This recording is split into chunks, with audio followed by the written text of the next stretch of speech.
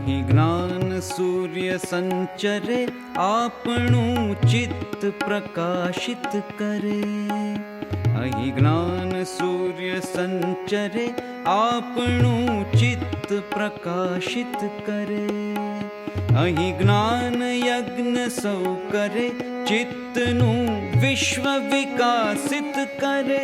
આપણું ચિત્ત પ્રકાશિત કરે, ચિત્તનું વિશ્વ વિકાસિત કરે.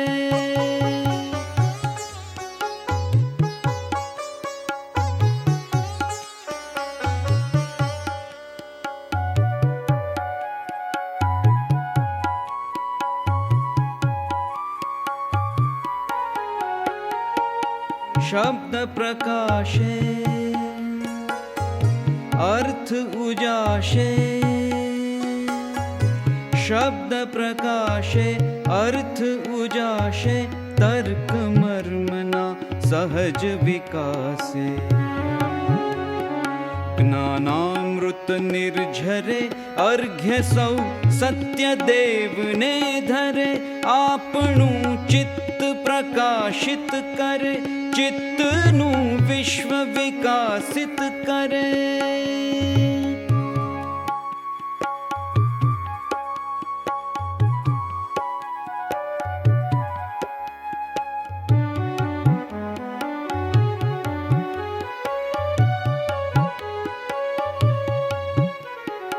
ધન્ય ગુર્જરીની શુભ દ્રષ્ટિ, વિશ્વકોશની એવી સૃષ્ટિ. ધન્ય ગુર્જરીની શુભ દ્રષ્ટિ, વિશ્વકોશની એવી સૃષ્ટિ. તમસ તાપ સંહરે, અંતરે સુખ સમજણનું ઠરે. અંતરે સુખ સમજણનું ઠરે. અહીં જ્ઞાન સૂર્ય સંચરે, અહીં જ્ઞાન યજ્ઞ સૌ કરે.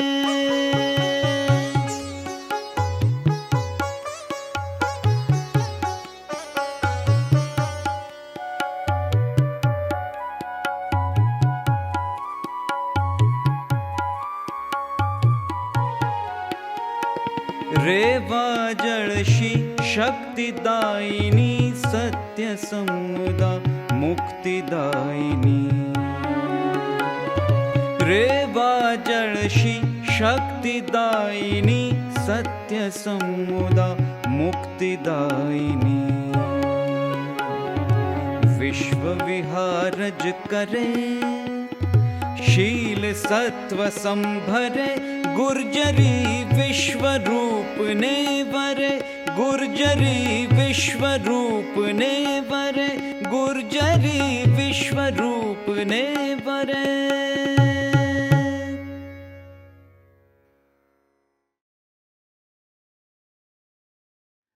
કોલેજના અભ્યાસ પછી ચોટીલાથી 6 ગાંવ દૂર આવેલી પ્રાથમિક શાળામાં એમણે શિક્ષક તરીકે શરૂ કર્યું.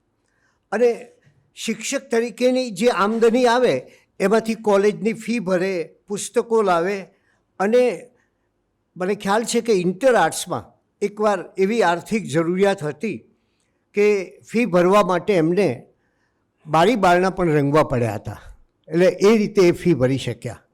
એટલે કેટલી મુશ્કેલીઓ છે, પણ કદાચ આપણને પેલા શાયર યાદ આવે કે લોગ કહેતે હૈ જમાના બદલ જાતા હૈ, મર્દ વો હૈ જો જમાને કો બદલતે હૈ. આ જમાનાને બદલનારો મર્દ છે. ચોટીલામાં કામ કરે, ત્યાંથી જે નોકરી હતી એ 70 રૂપિયા મહિનાની હતી. ત્યાંથી થાનગઢમાં આવ્યા 97 રૂપિયાની નોકરીમાં, બીએડ થયા. અને આ હાસ્ય કલાકારે પ્રારંભ કર્યો પોતાનો નાટકથી.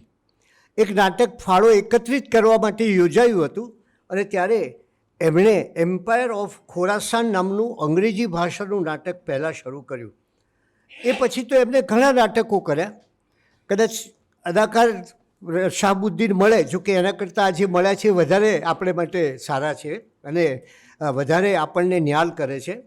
પણ મુસાફિર, કરમની કઠણાઈ, આજકાલ સુરત દાદાનો ગોખ, માંગડાવાળો, એવા અનેક નાટકો એમને કર્યા.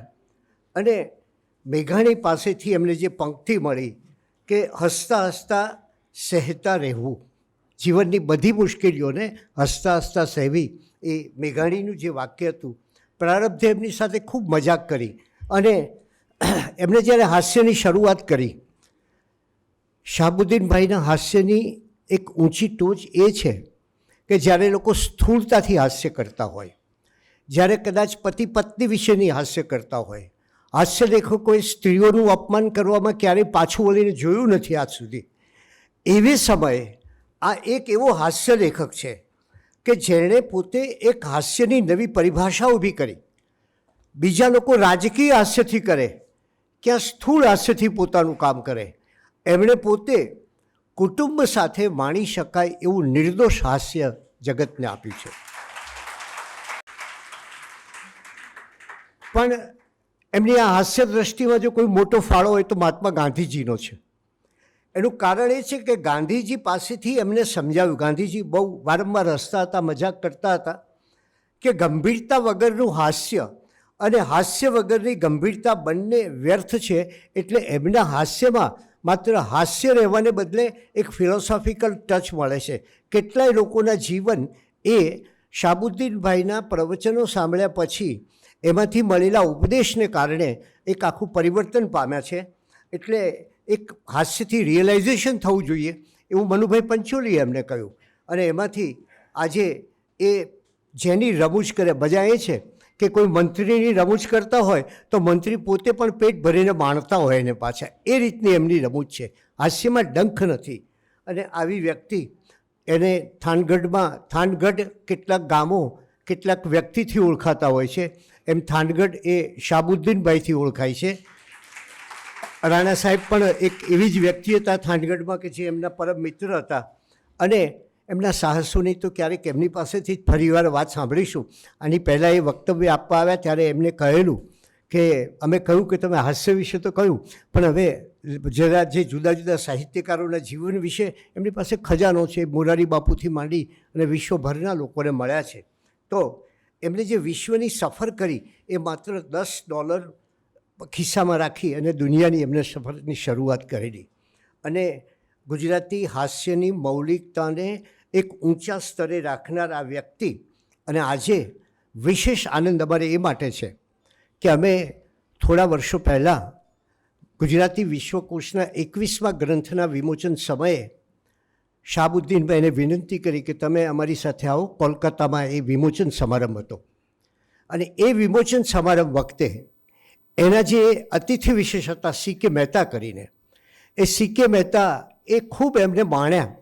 અને પછી મને એમ કહ્યું કે કુમાર પણ કંઈક નવો આઈડિયા હોય તો આપો. એટલે મેં કહ્યું કે આપણે ભદ્રંકર વિદ્યાદીપક વ્યાખ્યાનમાળા શરૂ કરવી છે. એટલે એ વ્યાખ્યાનમાળાનું આજે આપણે કહ્યું એમ 400 કે 500મું વ્યાખ્યાન હશે. અને એ વ્યાખ્યાનમાળાના પ્રારંભનું બીજ વવાયું ત્યારે શાહબુદ્દીનભાઈ હાજર હતા. અને આવી વ્યક્તિની ઉપસ્થિતિ એ વિશ્વકોશને માટે એક ધન્ય ભાગ્ય છે. આપણે સૌ એમને માણીએ. નમસ્તે.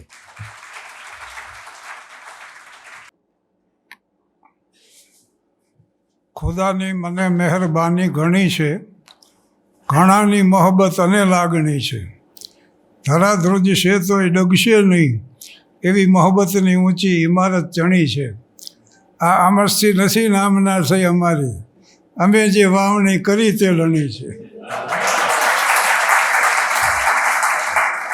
ભલે લાગણીથી પેશ આવ્યા અમે પણ, અમે લાગણી લોહી સાથે વણી છે. મને આઝાદ મિત્રો એવા મળ્યા છે જે મિત્રો નહીં પણ પારસ મળી છે. માઇક ટેસ્ટિંગ માટે બોલું છું.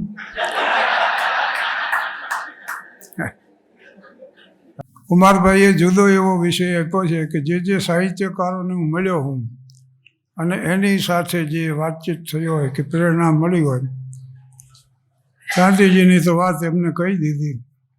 અને એ બેઝ ઉપર મેં હાસ્યનું નિર્માણ કરવા પ્રયાસ કર્યો છે. એને 55 વર્ષ પૂરા થયા. આ 56મું વર્ષ છે. મેં ઘણું ધ્યાન રાખ્યું તોય 87 થયા. બોલ.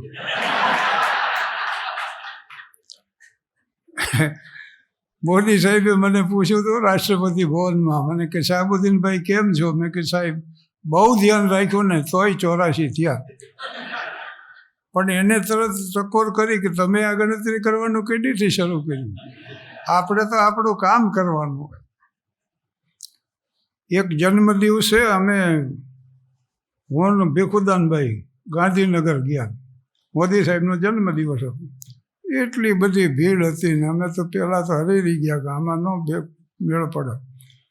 પણ પછી રાજકોટ રાજ પરિવાર હારે અમને પહોંચાડી દીધા. મોદી સાહેબને મેં એટલું જ કીધું, મેં કે સાહેબ આ કેટલા ભાગશાળી કે શાનદાર ઢંગથી આવો જન્મદિવસ ઉજવાય છે. આ 80 અમે વટી ગયા, ઘરના નહીં ખબર નથી. પછી હું બહાર નીકળ્યો તો ઘણાય મને પૂછ્યું તમે એવું શું કીધું કે સાહેબ ખુશ થઈ ગયા આટલા બધા? પણ મેં આવી વાત કરી હતી.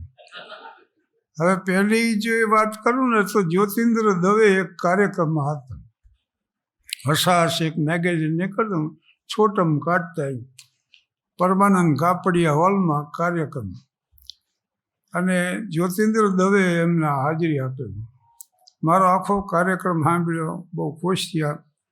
પછી વડીલની હેસિયતથી બેસાડ્યો મને, અને પહેલી સલાહ એમણે એ આપી કે તમે લખવાનું શરૂ કરો. જો લખવાનું શરૂ નહીં કરો તો તમારો વિકાસ નહીં થાય. વાતો એ નહીં રહેશે, ગામ બદલતા રહે. અને પછી એ સિવાય ઘણી વાતો થઈ અમારે, પણ મુખ્ય બાબત આ હતી. અને એમની વાતે હાવ સાચી હતી, કારણ કે લખાણમાં તો નવું નવું લખવું પડે. એનો અમલ હું બહુ મોડો કરી શક્યો. બીજું એમને મનુભાઈ પંચોળીની વાત કરી. લોકભારતી સણોસરા ને આંબલા 2 ઠેકાણે મારો કાર્યક્રમ એમણે રાખેલો. ત્યાર પછી મને બેસાડીને વાતો કરી અમે. ને એમનું સૂચન એ હતું કે હ્યુમરમાં રિયલાઇઝેશન થવું જોઈએ, રિએક્શન ન આવવું. અમારો ઉતારો હોય દરબારોની ડેલી જ, વાત પાછી એની ને એની કરી. અમારે નાથુભા હોકો પીતા 20 ફૂટ લાંબી નળી રાખે. બાપુ આટલી બધી લાંબી નળી તો કે બંધાણથી છેટા હારા.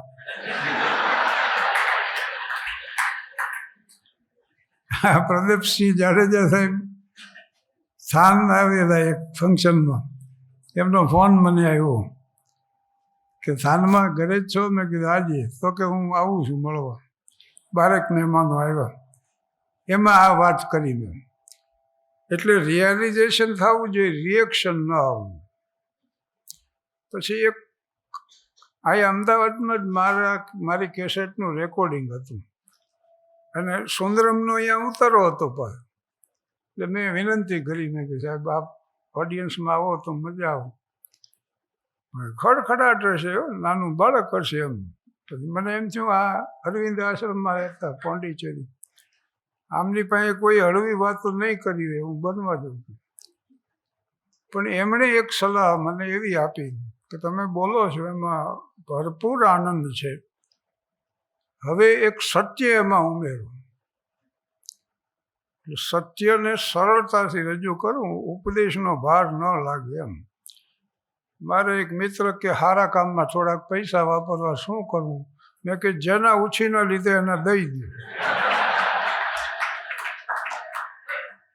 સારામાં સારું કામ આ છે. પણ તમે ગંભીરતાથી વિચારો તો એ વાત સાચી છે. પીપા પાપન કીજીએ પુણ્ય કિયા 100 બાર, જો કિસી સે ના લિયા તો દિયા 100 બાર. ઇસ્લામ મજહબની શિક્ષા દીને ઉલ મામલા, એનો અર્થ એ થાય કે જેનો ધર્મ શુદ્ધ, જેનો વ્યવહાર શુદ્ધ એનો ધર્મ વિશુદ્ધ. જેનો વ્યવહાર શુદ્ધ એનો ધર્મ વિશુદ્ધ. એટલે આ બીજી બાબત.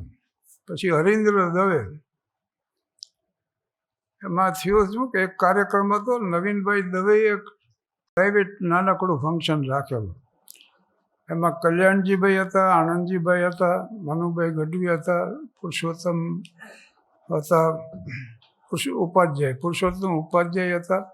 એવા ખાસ મહેમાનો, સુરેશ દળાવત, બહુ ખુશી થઈ ગયા, એટલા બધા રાજી થયા. કલ્યાણજીભાઈ પોતે પાછા હાસ્યકાર હતા, એ બહુ સારું હાસ્ય રજૂ કરી શકતા અને આ ફિલ્મ કલાકારો સમક્ષ એ રજૂ કરતા. હું એમને અહીંયા ઉતરતો એનું કારણ એટલું કે મારા પિતાની જન્મભૂમિ કચ્છ, અબડાસા તાલુકાનું સાંધવ ગામ, અને કલ્યાણજીભાઈએ કચ્છના, એટલે એમણે એ સંબંધ રાખેલો.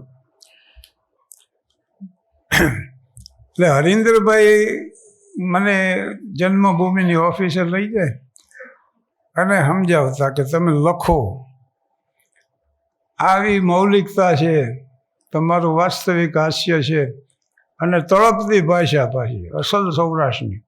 કેકા શાસ્ત્રી બહુ ખુશ થતા કે તમારી ભાષા અસલ સોરઠી, એ સોરઠી કહેતા. મેઘાણીનું જન્મસ્થાન અમારાથી 18 કિલોમીટર દૂર છે, ચોટીલા. એટલે હું જે ભાષા બોલું છું એ અસલ સૌરાષ્ટ્રની લોકભાષા. અહીં જોકે અમદાવાદ આવી ત્યાં ભાષા બદલી જાય. ઘણા મળે ને એટલે પૂછે કેમ આવ્યા કે, એટલે અમે કે હા આવ્યા, જ્યારે આ વખતે આવો ત્યારે અમારે ત્યાં ચોક્કસ ને ચોક્કસ આવજો. એટલે અત્યારે આવ્યા એનું શું, મને તો જેથી આવ્યો હોય તેદીની ચિંતા હોય ને. અને ગુજરાતમાંથી સૌરાષ્ટ્રમાં આવે ને પહેલાં હોટલવાળા એને વાંધો પડે. પેલા શું કે અલ્યા પાણી આપજો, એટલે અમારે હોટલવાળા કે કાં અડધી આવે ને કાં આખી આવે, પાણી ન આવે. પછી ખબર પડે કે આ પાણી માંગે છે, પાણી કે ને. એટલે આ ભાષા મને હરીન્દ્રભાઈ સમજાવતા કે એક તો જેને તળપદી લોકભાષા છે તમારી, પછી મૌલિક હાસ્ય છે એમ, અને જે તમારી શૈલી છે એ ગ્રંથસ્થ થવી જોઈએ એમ, એટલે તમે લખો. અને આમાંથી કોઈ ઓળખતા હોય તો ડૉક્ટર વસંત પરીખ, મારે વડનગરના, રત્નપ્રભાબેન એ બેએ જીવન અર્પણ કરેલું. અને અમારા અનન્ય સ્નેહીઓ, મારા પરમ મિત્ર ડૉક્ટર ઘનશ્યામ રાણા અને ડૉક્ટર વસંત પરીખ બે હારે ભણતા. અને દ્વારકેશ જોશી સાહેબે એક જ પત્ર લખ્યો કે અહીંયા તારી જરૂર છે, આવી જા. CMOની નોકરી છોડી દીધી અને નાગરિક બેંકમાં જીવન અર્પણ કર્યું. ન્યુયોર્ક ઉપર રોચેસ્ટર ગામ છે, દુનિયાનું ખ્યાતનામ મેયો ક્લિનિક છે, ડૉક્ટર મેયોએ શરૂ કરેલું. ચાર્લ્સ મેયો અને વિલિયમ મેયો બે અત્યારે સંભાળે. પણ દાખલ થાવ એટલે પહેલું બોર્ડ એ આવે કે અહીં ફી આપવી ફરજિયાત નથી. ગમે તેવું દર્દ લઈને આવ્યા હોય આવડા એની સારવાર કરીને જવા દે. નામે નથી પૂછતા હોય એટલી ઓલી. એક નાગરિક હોસ્પિટલમાં લખ્યું હતું કે પરવડે તો પ્રેમથી આપો, વસંતભાઈની હોસ્પિટલ. એમણે દેહદાન કર્યું હતું ને એના વક્તવ્ય એ વખતે વક્તા તરીકે હું મોદી સાહેબ બે જ જણા હતા. વસંતભાઈનો આગ્રહ એ હતો કે તમે લખો, કાંઈ પણ સાંભળવું નથી તમારો. અને કેવા અમારા સંબંધો હતા. મને પત્ર લખે કે અહીં અમદાવાદનું આવવાનું છે, તમે આવી જાઓ, તમને ઠપકો આપવાનો હતો. એટલે હું આવું ઠપકો સાંભળવા. તો મને શું કે પ્રમાદી છો તમે. પણ તમને પ્રમાદી કહેવામાં મને એક જ વાત નડે છે કે પ્રમાદી પ્રસિદ્ધ ન હોય અને તમે પ્રસિદ્ધ છો. મેં કીધું તમે જેને પ્રમાદી ગણો છો ને એ અમારી ચિંતનની ક્ષણો હોય છે.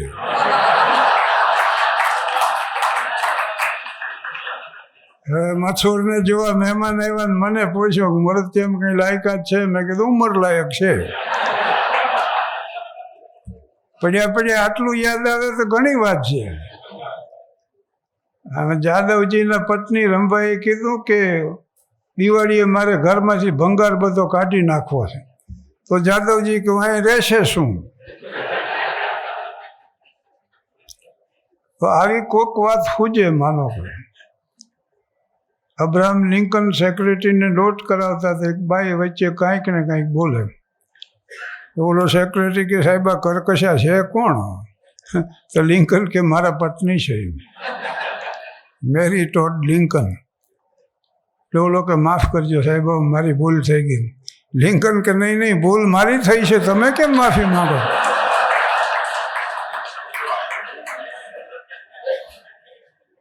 બનાટ 101 પુલ ઉપર જતા સામે એનો વિરોધી મળ્યો, એટલે 100એ કીધું please give me the way, મને રસ્તો આપો. ઓલો કે હું ગધેડાને રસ્તો નથી આપતો. 100 તરત ખસી ગયા, હું આપું છું. એટલે વસંતભાઈ એટલા મંડે દાંત કાઢવા કે પછી છપકો આપવાનું ભૂલી જાય. પણ એને આ શબ્દ એમનો છે, પ્રેમાક્રમણ કર્યું, પત્ર મને લખ્યો, કોઈ પણ દલીલ તમારી નથી સાંભળવી, બસ લખો. અને જ્યોતિન્દ્ર દવેએ તો મને કીધું હતું, પણ હરેન્દ્રભાઈએ તો હદ કરી. જન્મભૂમિ પ્રવાસીમાં છાપી નાખ્યું કે હવે દર રવિવારે શહાબુદ્દીન રાઠોડ લખશે ને કોલમનું નામ રહેશે શહાબુદ્દીન રાઠોડની કલમે. એટલે મેં લખવાનું પછી મારા માટે ફરજિયાત હતું. આ મુરબ્બીઓની અવગણના થાય એવું નહોતું, એટલે તાણુંથી લખવાનું શરૂ કર્યું. 5 વર્ષ સુધી લખ્યું. જન્મભૂમિ પ્રવાસી, કચ્છ મિત્ર અને ફૂલછાપ ત્રણેયમાં મારા લેખો આવતા. અને પછી લેખોનું પાછું પુસ્તક રૂપે પ્રકાશન થતું, ત્યારે બહુ આનંદ આવતો. શો મસ્ટ ગો ઓન મારું પહેલું પુસ્તક. સુરેશ દલાલે મને કીધું મારે છાપવા છે તમારા પુસ્તકો, એટલે ઇમેજ તરફથી છપવાનું. અને પ્રવીણ પ્રકાશને છાપ્યું મારું પહેલું પુસ્તક, એનું શીર્ષક હતું મારે ક્યાં લખવું હતું. એ મારે ક્યાં લખવું હતું અહીંયાથી શરૂઆત કરીને અત્યારે 12 પુસ્તક લખી નાખ્યા મેં. આમ એક વિદ્વાને કીધું છે કે માણસે લખવા, વાંચવા અને યોગ્ય કંઈક લખવું જોઈએ, અને કાં લખવા યોગ્ય જીવન જીવવું જોઈએ, 2 બાબત. એટલે મેં 12 પુસ્તકો લખી નાખ્યા. 13મી ડિસેમ્બર 2022 મોદી સાહેબનો પત્ર મને મળ્યો કે શિક્ષણનો તમને બહોળો અનુભવ છે. વચ્ચે કહી દઉં, હું 38 વર્ષ 4 મહિના શિક્ષણ ક્ષેત્ર ગયા. એમાં 13 વર્ષ હું શિક્ષક હતો અને 25 વર્ષ હું પ્રિન્સિપાલ હતો મ્યુનિસિપલ હાઈસ્કૂલ થાનગઢમાં. એની ફલશ્રુતિ એટલી જ કે to educate the children means to love the children. Gurudev Rabindranath ટાગોરની આ વાત આત્મસાત કરવા મેં પ્રયાસ કર્યો. અને મેડમ મોન્ટેસરી એમ કહેતા કે I do not know anything about the education but I love them all. મેં મારા બાળકોને ચાહ્યા છે. મેડમ એમ કહેતા હો કે બાળકોને સમજાવવા પ્રયાસ ન કરો, સમજવા પ્રયાસ કરો. એ બહુ મહત્ત્વની બાબત છે. એટલે આટલા મહાનુભાવો સાથે આ જાતના હરીન્દ્રભાઈએ છાપી નાખ્યું. પછી તો મેં લખવાનું શરૂ કર્યું અને 5 વર્ષ સુધી લખ્યું. એમનું અવસાન થયું ત્યાર પછી મેં આમ રેગ્યુલર લખવાનું બંધ કર્યું. સાહેબે નાટકનો ઉલ્લેખ કર્યો ને, અમારું ગામ થાનગઢ, જે સ્કૂલ ઓફ આર્ટમાં સિરેમિકના કોર્સ શરૂ થયા ને, લેનાર પહેલા જ વિદ્યાર્થી મારા પિતા હતા. સોરાબ દલાલ નામના પારસી શેઠ થાન એને લઈ આવ્યા 1913માં. કારણ કે થાનમાં માટી નીકળી સિરેમિક માટે, બેસ્ટ ક્લે ફોર સિરેમિક એવો રિપોર્ટ આવ્યો લેબોરેટરીનો. એટલે મારા પિતાને ત્યાંથી લઈ આવ્યા મુંબઈથી, જે સ્કૂલ ઓફ આર્ટમાં. 500 માણસની ગામની વસ્તી, અને ગઢની અંદર ગામ આવી જતું. કુમારભાઈ આવી ગયા 2 વાર. થાનગઢની સાંસ્કૃતિક પહેચાન મહારાષ્ટ્રીયનોના હિસાબે 62 વર્ષ ગણેશ ઉત્સવ આવ્યો. સ્વરાજ માત્ર જન્મસિદ્ધ અધિકાર હે, આણી મેં ઘેતનાર. Swaraj is my birthright and I shall have it. આ ભાવનાનો પ્રચાર કરવા લોકમાન્ય ટિળકે 1893માં શરૂ કર્યું પૂનામાં, અને રાષ્ટ્રીય કક્ષાનો ઉત્સવ ઉજવાયો. હવે તો બધે ઉજવાય છે, પણ અમારે થાનમાં 62 વર્ષ ઉજવાય. એમાં નાટકો લખવા ને ભજવવા. અમારા ગામમાં બાળક જન્મે ને એ હાલતા શીખે, એની હારે હારે તરતા શીખે. અને ગામ વચ્ચે જ તળાવ છે નાનકડું, એક મોટો તળાવ. અમે નાના હતા તે આમ રાખે પાણીમાં તો પગામાં મલાવીને શીખી જતા. એની હારે હારે પાછું નાટક કરતા શીખે, કારણ કે નાના બાળકો માટે એક શો રાખવામાં આવતો ગણેશોત્સવ. એટલે આટલા બાલ મંદિરના બાળકોએ નાના નાના નૃત્યને એવું રજૂ કરતા. અને એમાંથી પ્રેરણા લઈને નવરાત્રિ મહોત્સવ શરૂ થયો. એ 55 વર્ષ હાલ્યો. એમાં 35 વર્ષ એનું સંચાલન મેં કરેલું, આયોજનમાં, સંચાલનમાં અને સંકલનમાં.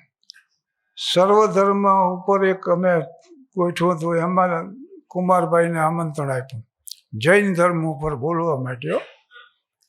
અને એ તો વિદ્વાન છે એટલે એને બહુ સુંદર રજૂઆત કરી. બીજે દિવસે ગામના ક્રિકેટ પ્રેમીઓને મેં ભેગા કર્યા અને ક્રિકેટ ઉપર એક રાખ્યું પ્રવચન.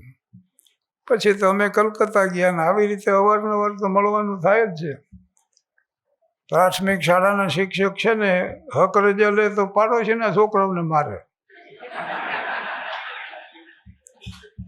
એમ અમારે ક્યાંક રજૂઆત તો કરવાની હોય. કાલ મારો અહીં કાર્યક્રમ છે એટલે મેં ફોન કર્યો, ભાઈ અમદાવાદનું આવું છું. તો એ કે છોકરો વારે આપણે ગોઠવી દે, તો કે ગોઠવો. અને when you are clear in your vision, clarity it self is the action. જ્યારે તમે સ્પષ્ટ હો, અહીંયા 10 તારીખે 5:30 પહોંચી જાઉં, એટલી વાતમાં હું સ્પષ્ટ હતો એટલે અહીં આવી ગયો. તમને અહીંયા સ્પષ્ટતા હતી એટલે તમે આવ્યા ઓડિયન્સમાં. બાકી હું જાઉં તો જાઉં, ન જાઉં તો ન જાઉં. મારું ગાડીમાં બેડું ને એમ ન જીવન. જીવતર એમ નથી જીવાતું. કલ્યાણજીભાઈની વાત આવી એટલે કહી દઉં. મારા અહીંયા બિરલા માતૃ સભાગૃહમાં હોય, ભાઈદાસમાં હોય, એટલે કલ્યાણજીભાઈ રાતના આવે અને કાર્યક્રમ પતે એટલે મને કહે કે આપણે મ્યુઝિક હોલ જવાનું. એટલે અમે પાછા અહીંયા જઈએ અને અહીંયા બેસી. એકવાર મેં બીથોવનની વાત કરી. ઓસ્ટ્રિયા એનું વિયેના શહેર, અને 2 મિત્રો નીકળ્યા. તો એક મકાનમાંથી સંગીતના સ્વરો આવતા, પણ આમ કરુણતા ઘૂંટાઈને આવતી હોય એવા સ્વરો હતા. એટલે એક મિત્રે કીધું, હાલને જઈ આપણે. બોલા કે આપણે ઓળખતા નથી કોઈને, અજાણ્યું છે. કાંઈ નહીં, આપણે કહેશું અમને સંગીતમાં રસ છે એટલે આવ્યા. 2 જણા દાખલ થયા. પણ આમ એક નજર કરીને મિત્રોનો હૃદય ભરી આવ્યા. કારણ કે ગરીબી આંટો લઈ ગયેલી હો. એ ઠંડી, એમાં કાર્પેટે નહીં હેઠે. એક દીકરો એ મોચી કામ કરતો, જોડાને સેન્ડલ ચંપલ એવું પડેલું, એના ઓજારો, કોથળો એક પાથરીને એના ઉપર બેઠેલું. અને એક યુવતી, એટલે આ દીકરો જે હતો એની બેન, એ વાયોલિન વગાડતી. એના સ્વરો સાંભળીને 2 મિત્રો આવ્યા. અને કરુણતા તો એ હતી કે દીકરી પાછી પ્રજ્ઞાચક્ષુ હતી. અને આવા મોટા માણસોને જોઈને ઓલા દીકરાએ કીધું એના ભાઈએ કે પધારો સાહેબ, પધારો, બેસો. 2-3 કોથળા પાથરી દીધા એને. અને બીછોવને કીધું, અમને સંગીતનો, હા, આ 2 મિત્રો મેં કીધું અમને સંગીતમાં રસ છે એટલે અમે અહીં આવ્યા છીએ. સારું કર્યું છે. એ ભાઈ કે આ બેન છે ને, એના માટે જે કંઈ ગણો એ એનું વાયોલિન છે, અને મારા માટે મારી આ બેન છે. એટલે આમણે કીધું કે ભાઈ વગાડો. એ દીકરીએ જે વગાડ્યું એટલે આને કીધું કે હજી એક વગાડો, તો પાછું બીજું ગીત વગાડ્યું. અચાનક એ પ્રજ્ઞાચક્ષુ દીકરીએ આમ વાયોલિન ધરીને કે હવે તમે વગાડો. અને બીથોવન તો દુનિયાનો માન સંગીતકાર હતો. સેબાસ્ટિયન બાક ને એ બધા અહીંયાના સંગીતકારો.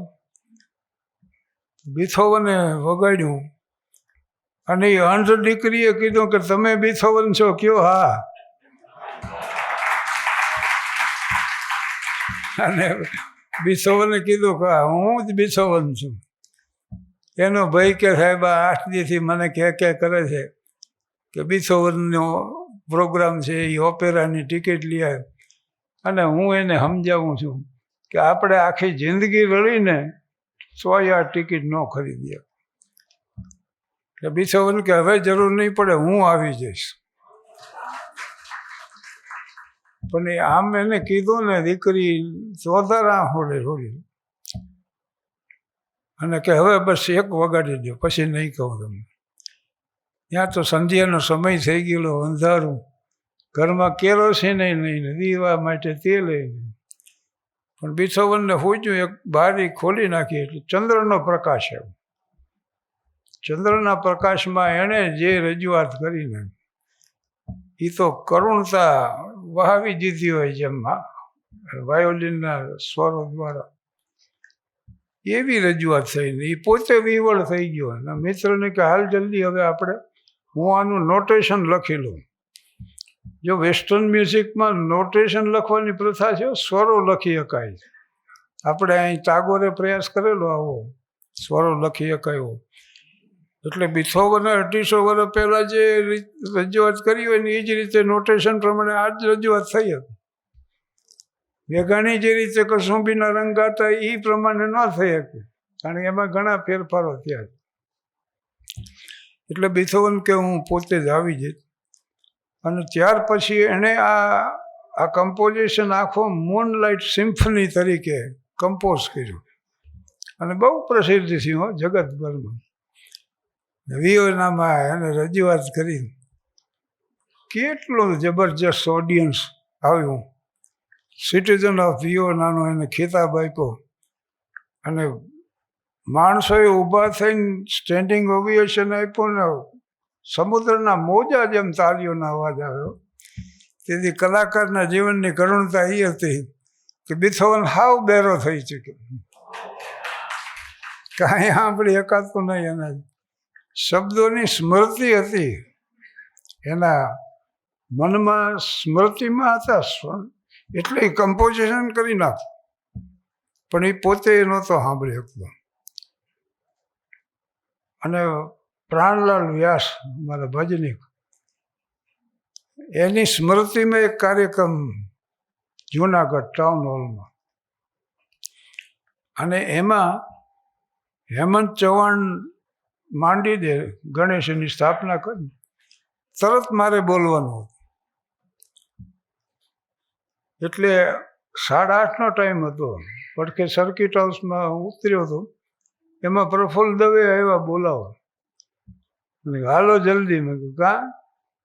8 વાગ્યામાં તો ઓડિયન્સ ભરાઈ ગયેલું આખું, કારણ કે કલાકારો બધા હતા હાજર, દિવાળીબેન ને બધી, ભીખુદાનભાઈ ને બધા, અને મોરારી બાપુની હાજરી. 8 વાગ્યામાં ઓડિયન્સ ભરાઈ ગયું, વહેલો શરૂ કરવો પડે.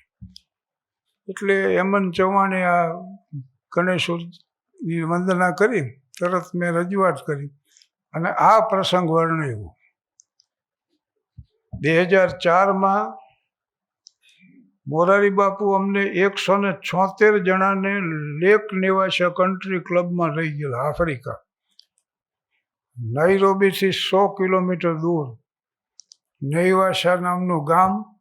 અને આ લેક નેવાસા એટલે 108 કિલોમીટરમાં 6 હિપોપોટેમસ જોવા મળતા હવાના પોરમાં. આમ જાઓ ત્યાં તરતા હોય, 20,000 ફ્લેમિંગોનો પટો પડી જતો ગુલાબી. ગ્રાન્ટ રિફ્ટ વેલી, દુનિયાની જૂનામાં જૂની ખીણા. ત્યાં પ્રાણભાઈએ છેલ્લી રજૂઆત કરી, કારણ કે ત્યાર પછી એનો અવાજ બેસી ગયો. એ ભજન નહોતા ગયા, પણ ત્યારે ચાહનારા જુલ્મો કરી જવાના, ત્યારે આ જિંદગીના દિવસો ફરી જવાના. હું ને મીરા એકવાર મથુરામાં ગયા. એની એ ચિંતા હતી કે હા, હું છેલ્લી વાર રજૂઆત કરું ને મારા શબ્દોને મોક્ષ મળી જાય એમ. એ આ પ્રાણભાઈની વિગત હતી મેં જણાવી. અને આ બિસોવનની વાત કરી. પણ પ્રફુલ્લ દવે મને કીધું કાંઈ સાહેબ ન કર્યું હોત ને બિસોવનની વાત કરીને વ્યાઈ ગયા હોત ને તોય એટલી જ અસર થતી. પણ કલ્યાણજીભાઈ બહુ રાજી થયા. મને કે તમે આ લખી લેજો નકર તમે ભૂલી જશો. મેં કે ના ના, હું ભૂલી તો નહીં જાઉં, પણ એવું ઓડિયન્સ મળશે ત્યારે રજૂ કરીશ એમ.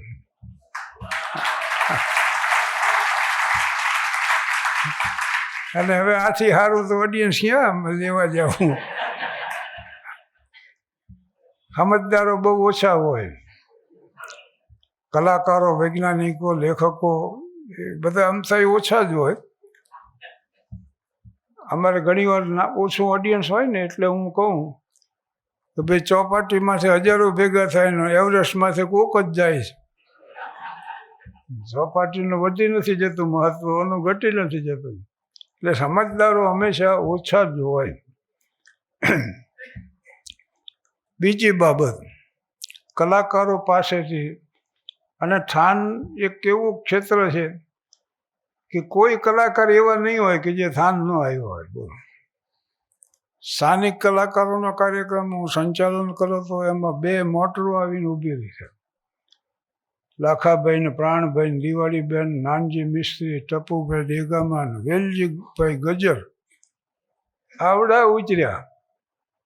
એટલે મેં કીધું ભાઈ આ આપણો કોઈ નક્કી તો કાર્યક્રમ હતો નહીં. આ વેલજીભાઈ કે આજનો દિવસ ફ્રી હતો તો અમને એમ થયું હાલો થાન જઈ. મનુભાઈ ગઢવી એમ કહેતા હું થાન પાસ છું એમ. એટલે આ સંસ્કારોનું સિંચન 62 વર્ષ સુધી તો અને કર્યું. ગણેશોત્સવ 55 વર્ષ સુધી નવરાત્રિ મહોત્સવ, એમાં પાછા વિદ્વાનોના પ્રવચનો હતા. અમારે હમણાં કુમારભાઈ વાત થઈ, મજાદર ગામ કવિ કાગનું, અને એક વ્યાખ્યાન માળા મોરારી બાપુએ શરૂ કરાવી, કાગને ફળીએ કાગની વાતો. તો એવડે એ બેઠેલા કમિટી કે ભાઈ કોણ હવે બોલશે. મોરારી બાપુએ મારું નામ સૂચ્યું. એટલે હું ગયો અને અહીંયા મેં રજૂઆત કરી. પાછો બીજી વાર ફોન આવ્યો બાપુનો, ભાઈ મજાદર આવીને એકવાર બોલી જાઓ. હું ને ભીખુદાનભાઈ અમે 2 પાછા 2 પહેલાં હાર્યા હતા અને બીજી વાર હાર્યા હતા. મેં કીધું ભાઈ અમે તો આવી ગયા છીએ તો કાંઈ વાંધો નહીં, ફરી વાર બોલો, એમાં શું એમ. એટલે મજાદર અમે રજૂઆત કરી. કાક બાપુ થાન ગણેશ ઉત્સવમાં આવેલા અને કોઈ જાતના સાહેબ સંકોચ વગર હોકાનું બંધાણ હતું ને, પાણા 3 મૂકીને કરગઠિયા નાખીને હોકો હળગાવ્યા લાકડા, હોકો ધગાવ્યો બે ચમડપોશ હોકો. એ હોકો પીને પછી આવી સિટિંગ એરેન્જમેન્ટ નહીં, ઓલા ગોળ થકિયા ને ગાડલા નાખી દે. એને હોકારો દેવા અડખે પડખે પાછા હોય. એટલે એમાં જય ભીખુ હતા તે દિવસે પ્રસ્તાવના એમણે બાંધી. પછી જે દેવ હતા, રતિકુમાર વ્યાસ હતા, અમારા રાણા સાહેબને, ચંદ્રકાંત, આકાશવાણી આખો સ્ટાફ લઈને હારે ફરતા રેકોર્ડિંગ કરવા અટવાનું. અને હોકો પીને તાલે બાલે થઈને પ્રિન્સ કોટ પહેરતા, માથે સાફો કાઢીને એક વાર મૂકે ને વાળ છૂટા લાંબા વાળ રાખતા, દાઢી એવી. અને એક કાવ્ય એણે ઉપાડ્યું, ફેંસલો. હિમગીરી ભીત પર જે લખ્યો ફેંસલો, વન જતા માંડવે તે પાંડવે તે સ્વીકાર્યો. એમ શરૂઆત જે થઈ અને પ્રાચીને પીપળે ભીલના બાણનો ફેંસલો જગત નાથે સ્વીકાર્યો. ત્યાં 3 કલાક થઈ.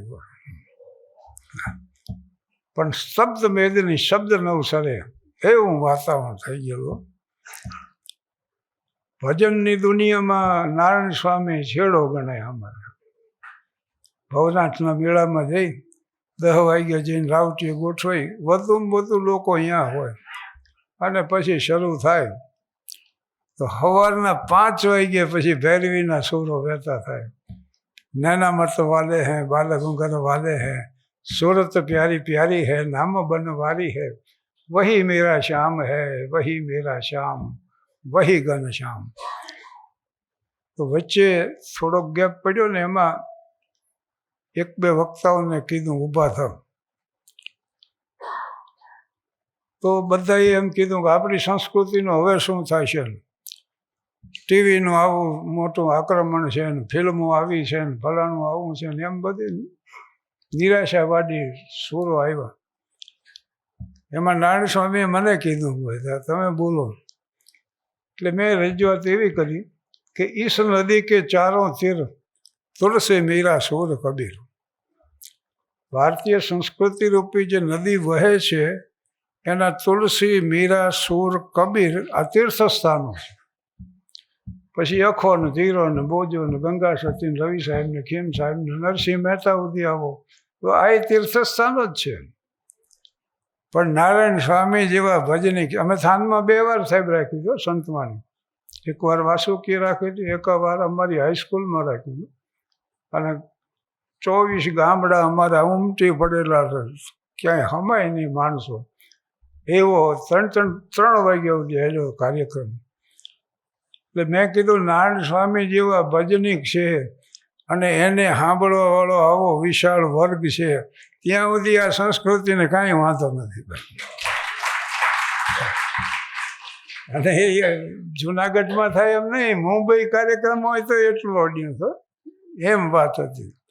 લતાજી સાંભળતા, નારાયણ સ્વામીની કેસેટ લતાજી સાંભળતા અને લતાજી એમ કહેતા કે અમે તો ગંગોત્રી છે ગંગા, પણ આ ગૌમુખ છે. નારાયણ સ્વામી જે છે ને એ ગૌમુખ છે. ધાનમાં 2 વાર અમે કાર્યક્રમ એટલે સંતવાણી રાખી હતી અને બહુ લોકોએ એનો આનંદ માણ્યો. વળી આપણે આગળ વાત ચલાવી. બચુભાઈ ગઢવી અમારા સમર્થ વાર્તાકારો. વાર્તાકારમાં એક ચારણ શૈલી આવે, એક બારોટ શૈલી આવે અને એક રાવળ શૈલી. કાનજીબુટા વાર્તા કરતા ને વાદ્ય હારે વાગે. એક વાદ્ય હારે વાર્તા કેવી જે કાનજીભાઈની લાક્ષણિકતા હતી. અને દરબાર પૂંજાવાળા બચુભાઈ ગઢવી એ વાર્તાકારો વાર્તા કરે, એમાં વાદ્ય ન હોય, સીધી વાર્તા. બચુભાઈનું તમે જોયું છે,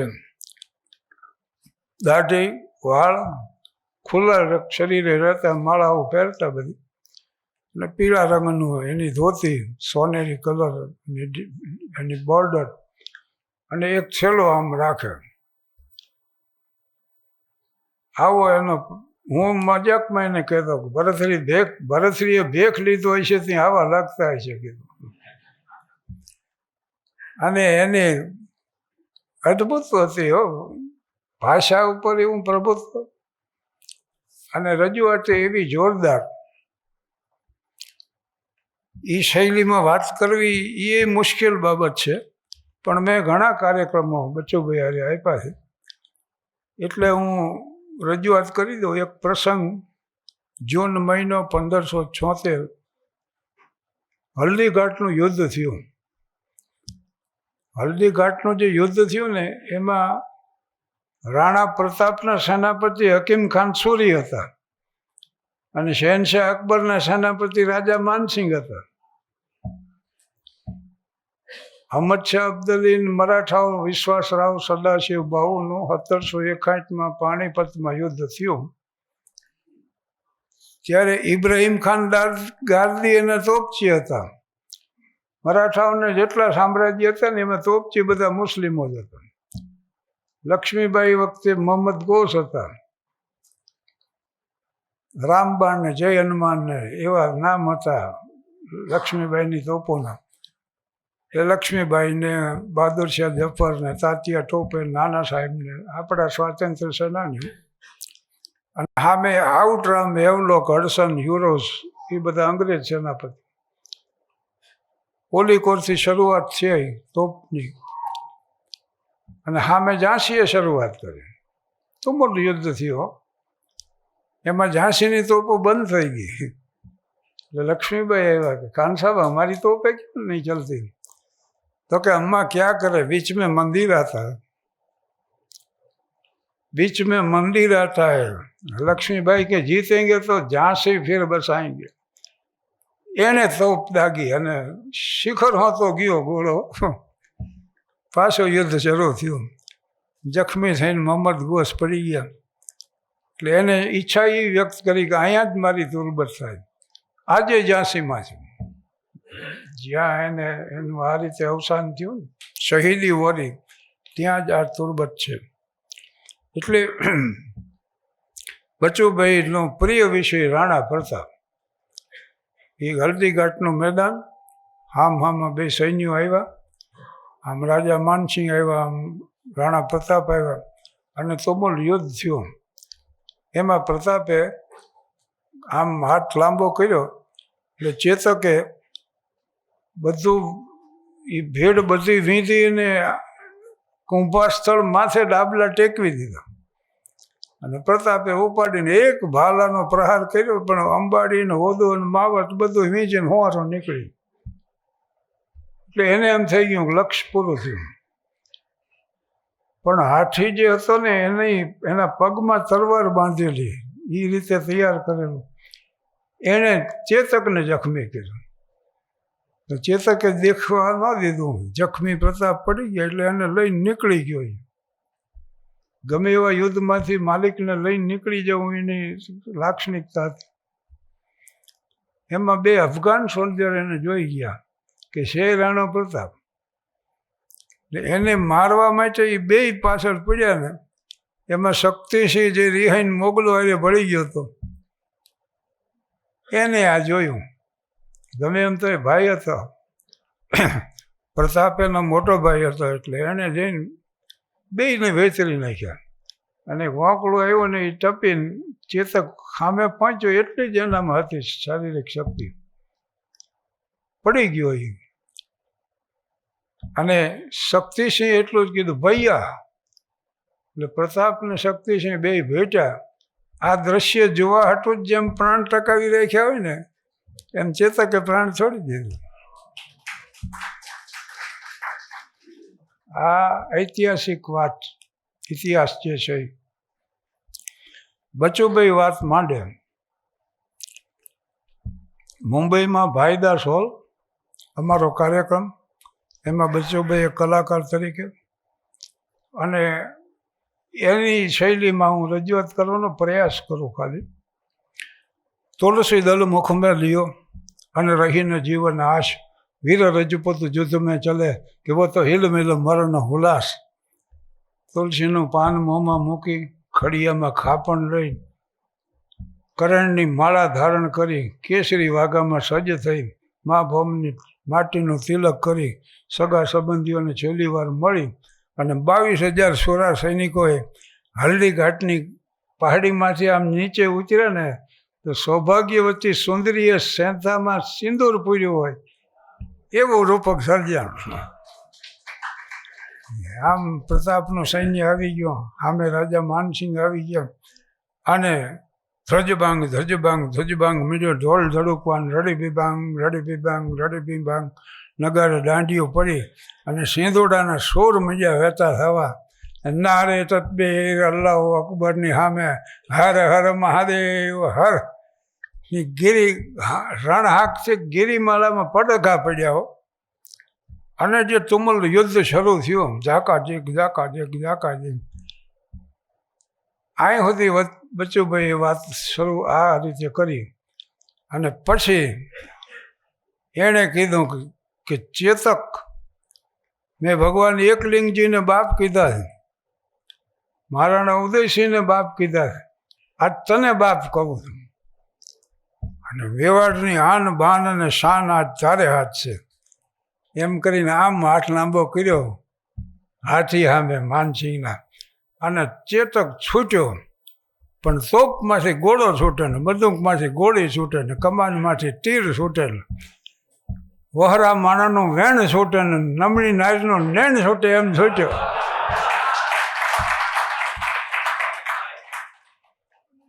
અને આમ ડાબલા ટેકવી દીધા કુંભસ્થળ માથે, અને પ્રતાપે આમ ભાલું ઉપાડ્યું. એટલું કહેતા માઇક લઈને બચુભાઈ સ્ટેજમાંથી ઊભા થઈ ગયા. પણ ભાઈદાસ હોલના 1200 માણસ એની હારે ઊભા થઈ ગયા. હટ કરતા આખો ઓડિયન્સ ઊભો થઈ ગયો.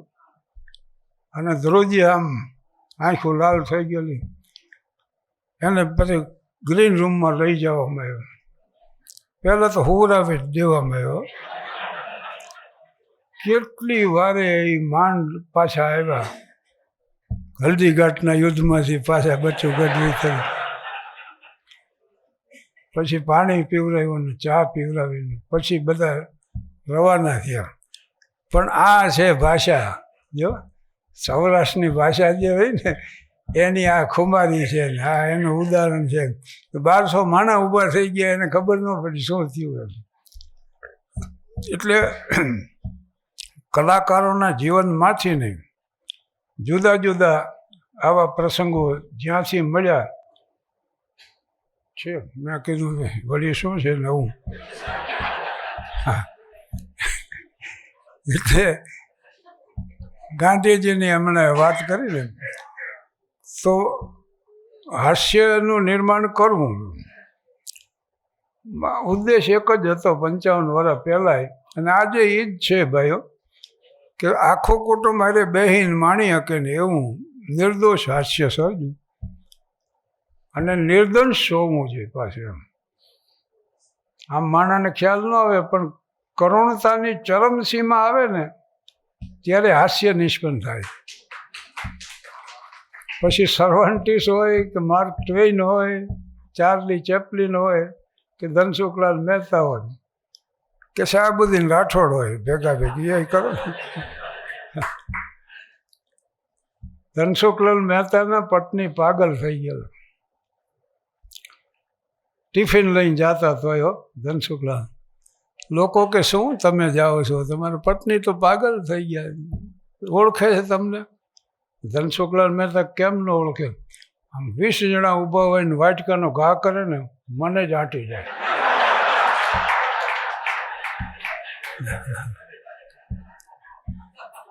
સર્વાન્ટીસ ડોન ક્વિક્ઝોટ એનું અંગ્રેજી પુસ્તક, અને મૂળ નામ ડોન કિહોટે છે સ્પેનિશ ભાષામાં. ચંચી મહેતાને મોકલ્યા હતા ભારત સરકારે એના આખો અભ્યાસ કરવા માટે, અને ડોન કિહોટે આવો ગ્રંથ છે.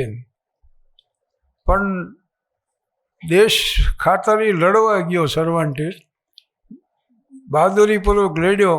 એ યુદ્ધમાં એને હાથ કપાયો અને યુદ્ધ કેદી તરીકે પકડાઈ ગયો. તો દુશ્મનોએ એની ઈમાનદારીમાંથી છોડી દીધો કે આવો માણા આને ન રખાય, કેદમાં જા ભાઈ જા. એના દેશમાં આવ્યો કે હું યુદ્ધમાં લડવા ગયો હતો. માણા કે એમ ને તમે હતા? લોકોની સ્મૃતિ બહુ ક્ષણિક હોય. માંડ માંડ ટેક્સ ભેગો કરવાની નોકરી મળી, અને એમાં પાછો એનામાંથી એક આક્ષેપ આવ્યો કે તમે કરપ્શન કર્યું, એટલે જેલની સજા થઈ. કુટુંબની જવાબદારી, એ પાછો જેલમાં, કપાયેલા હાથની પીડા, ઉપરથી આ બેહી જતી. એ સમયે એને ડોન ક્વિક્ઝોટ જેવો ગ્રંથ લખ્યો, જેમાંથી પ્રેરણા લઈને રમણભાઈ નીલકંઠે લખ્યું ભદ્રમ ભદ્ર.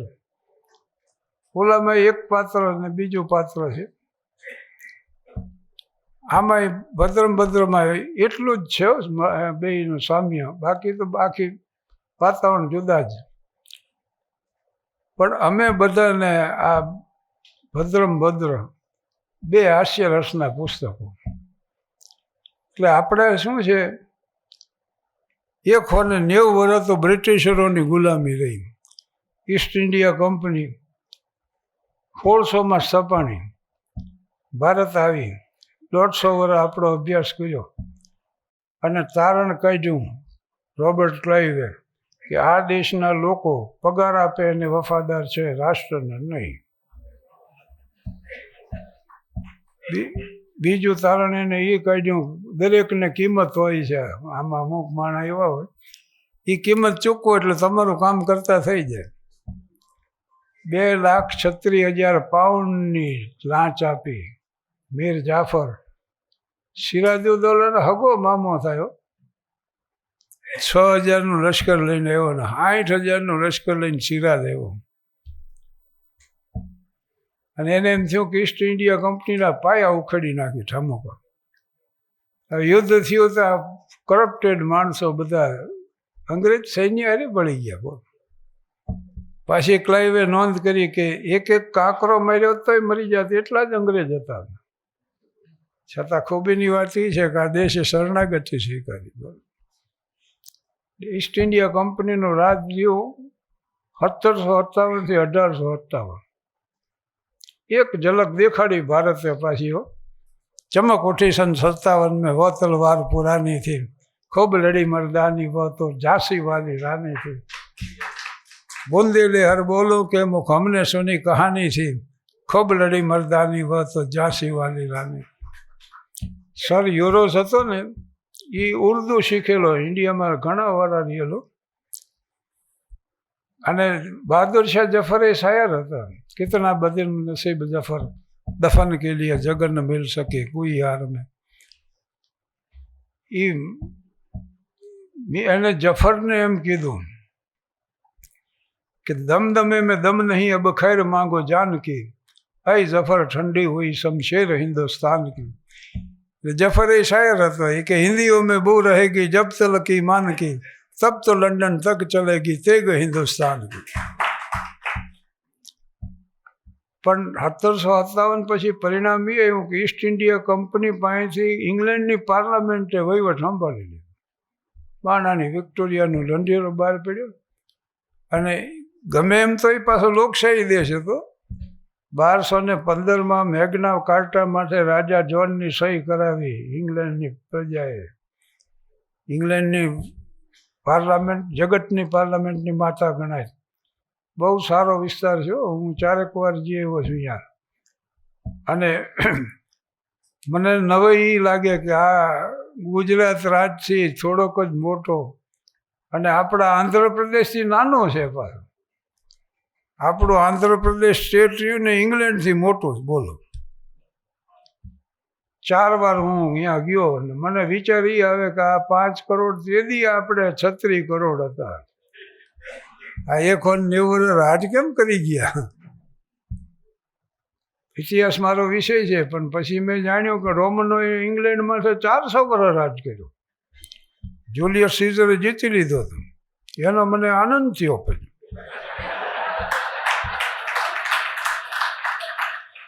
અને લેસ્ટરમાં આજે છે લંડનમાં રોમન વોલ છે, લેસ્ટરમાં ચર્ચ છે. એ વખતના સ્મારકો વાંચ્યા છે આ પ્રજાએ. એને એવું ઓલી નથી કે ભાઈ અમારા પર આ ઘડિયાળમાં તમે 1 લીટર 2 લીટર જોવો છો ને આંકડા, રેલવેની ઘડિયાળમાં હોય એ રોમનોની અસર. ઊંચા પિલર્સના મકાન જેટલા તમે જુઓ ને એ રોમનોની અસર. આપણું પાર્લામેન્ટ હાઉસ, રાષ્ટ્રપતિ ભવન જો મોટા પિલર્સ હોય. રોડ હાઉસ પહેલાં રોમનોએ બનાવેલા, એની વચ્ચેથી ઊંચા બનાવતા એટલે એને હાઈવે કહેતા. આજે આપણે હાઈવે કહીશ. જો સ્નાનાગારના એવડા એ શોખીન હતા. એટલે બાથ નામનું એક ગામ છે, આ ગરમ પાણીના જરા નીકળ્યા ને ત્યાં પછી ગામ વસી ગયું. તો આ રીતે અને તમને વાત નીકળી એટલે કહી દઉં કે ઈસ્ટ ઇન્ડિયા કંપની આજે અસ્તિત્વ ધરાવે છે. આજે છે આટલા વર્ષ પછી 1600માં સ્થપાયેલી. અને એથી મહત્ત્વની વાત એ છે કે સંદીપ મહેતા નામના પાલનપુરના જૈન યુવાને આ કંપની ખરીદી લીધી. પાલનપુરમાં મારો કાર્યક્રમ હતો અને મેં આ વાત કરી તો બહુ માણા રાજી થયો, ભારે ખુશી થયા. એટલે 55 વર્ષ પહેલાં મને એમ થયું કે આવું નિર્દોષ હાસ્ય સર્જવા માટે પ્રયાસ કરો. આવા રીતે હું એક ઠેકાણે કાર્યક્રમ આપતો. મેં કીધું હશે એનું ઘર વસે, અને જે માણસ ખડખડાટ હશે એના હૃદયમાં બુરાઈ નથી હોતી. પ્લાસ્ટરમાં હાથ નાખેલો ને એક જણો આવ્યો, મને કે હસવા માટે થયો. એટલે હોય નહીં કીધું. હસવામાંથી થયું તો કે હા, હું રોડમાંથી ઊભો થયો ને ફૂટપાથમાં છે, એમાં એક પહેલવાન નીકળ્યો. એ પહેલવાનનો કીડાના છાલમાંથી પગ આવ્યો ને, એવો મોટો પહેલવાન ઢળીને દઈને પડ્યો. હું દાંત કાઢી કાઢીને ગોટો વળી ગયો. એને ઊભા થઈને એક થપાટ મારીને મને ફ્રેક્ચર કરી નાખ્યું.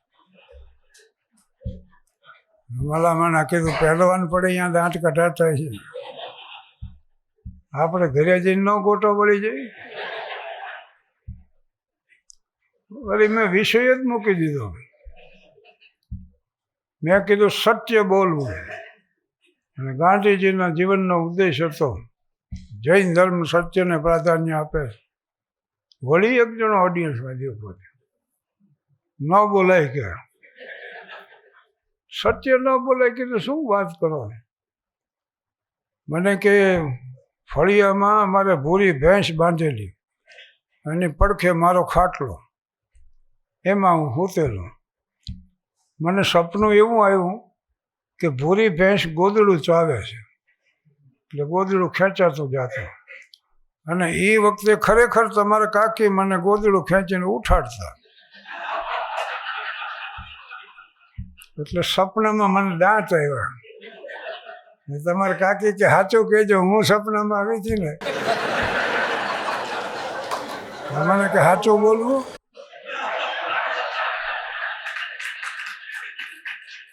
સાચા બોલીને કજિયા કરાવવા તમારે ઘરમાં. વળી કીધું જવા દો ભાઈ, એ વિષય જ છોડી દીધો ને. ઈશ્વર સુધી પહોંચવાનો સીધો માર્ગ હોય તો એ ભજન છે. અને ભજનીકોના દાખલા આપ્યા. વળી પાછો એક ઊભો થયો, એને વળી માથે પાટો બાંધેલો. આ ભજનનું પરિણામ કે એટલે ભજનમાં થયું તો કે હા, એને ભજન એવું પડ્યું, જૂનું રે થયું દેવળ જૂનું રે થયું, મારો હંસલો નાનો ને દેવળ જૂનું રે થયું. એમાં એક પંક્તિ આવે છે કે તારે ને મારે હંસા પ્રીતુ રે બંધાણે. એ તારે ને મારે નાના ત્રણ આલાપ ખેંચ્યા. હંસા પ્રીતુ રે બંધાણી તો ઉપર પરસોત્તમ પટેલના દીકરીનું નામ હંસા. એના બે ભાઈ વસૂટ્યા ને આને મારી પાડી.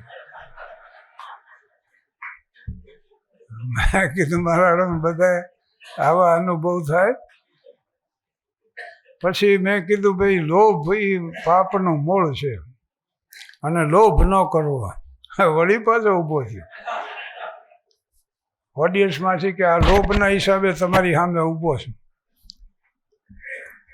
મેં કીધું એમ તો કે હા, મારો જેને કંજૂસ સ્વભાવ, લોભી પ્રકૃતિ, કરિયાણાની દુકાન અને ખોટ ગઈ એટલી બધી કે મને એમ થયું હવે નથી જીવવું.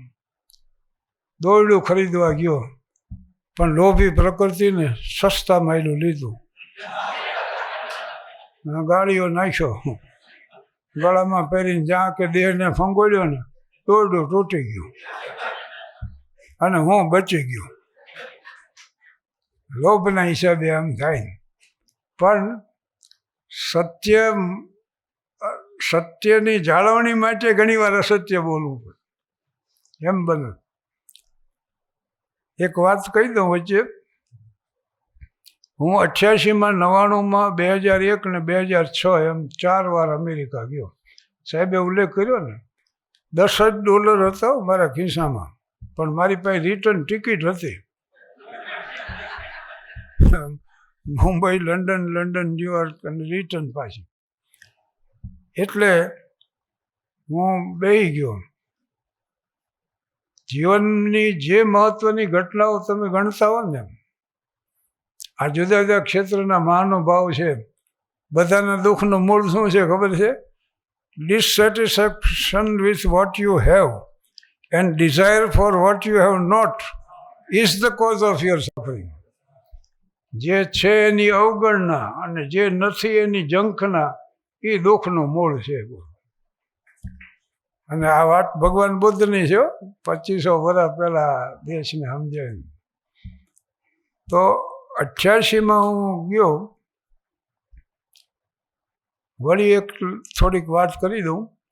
સતર્ક નામની એક સંસ્થા, એનું લોકનૃત્ય મિલવોકી નામનું ગામ અમેરિકામાં સાન ફ્રાન્સિસ્કો ઉપર આવ્યું. ત્યાં જગતની 102 મંડળીઓને આમંત્રણ મળ્યા. એમાં મુંબઈથી આ મંડળીને મળ્યું. ખાવું પીવું રહેવું સાઇટ સીઈંગ બધું એના માથે. અને 20 છોકરા છોકરીઓ બધા હતા જુવાન. તો ગુજરાતી ખરા ને એટલે એને બધું વિચાર્યું કે આવું બધું ત્યાંથી છે. આપણે 2 કાર્યક્રમ ન્યુયોર્કમાં કરીને 2 કરી લંડનમાં, એ રકમ મળે આપણે.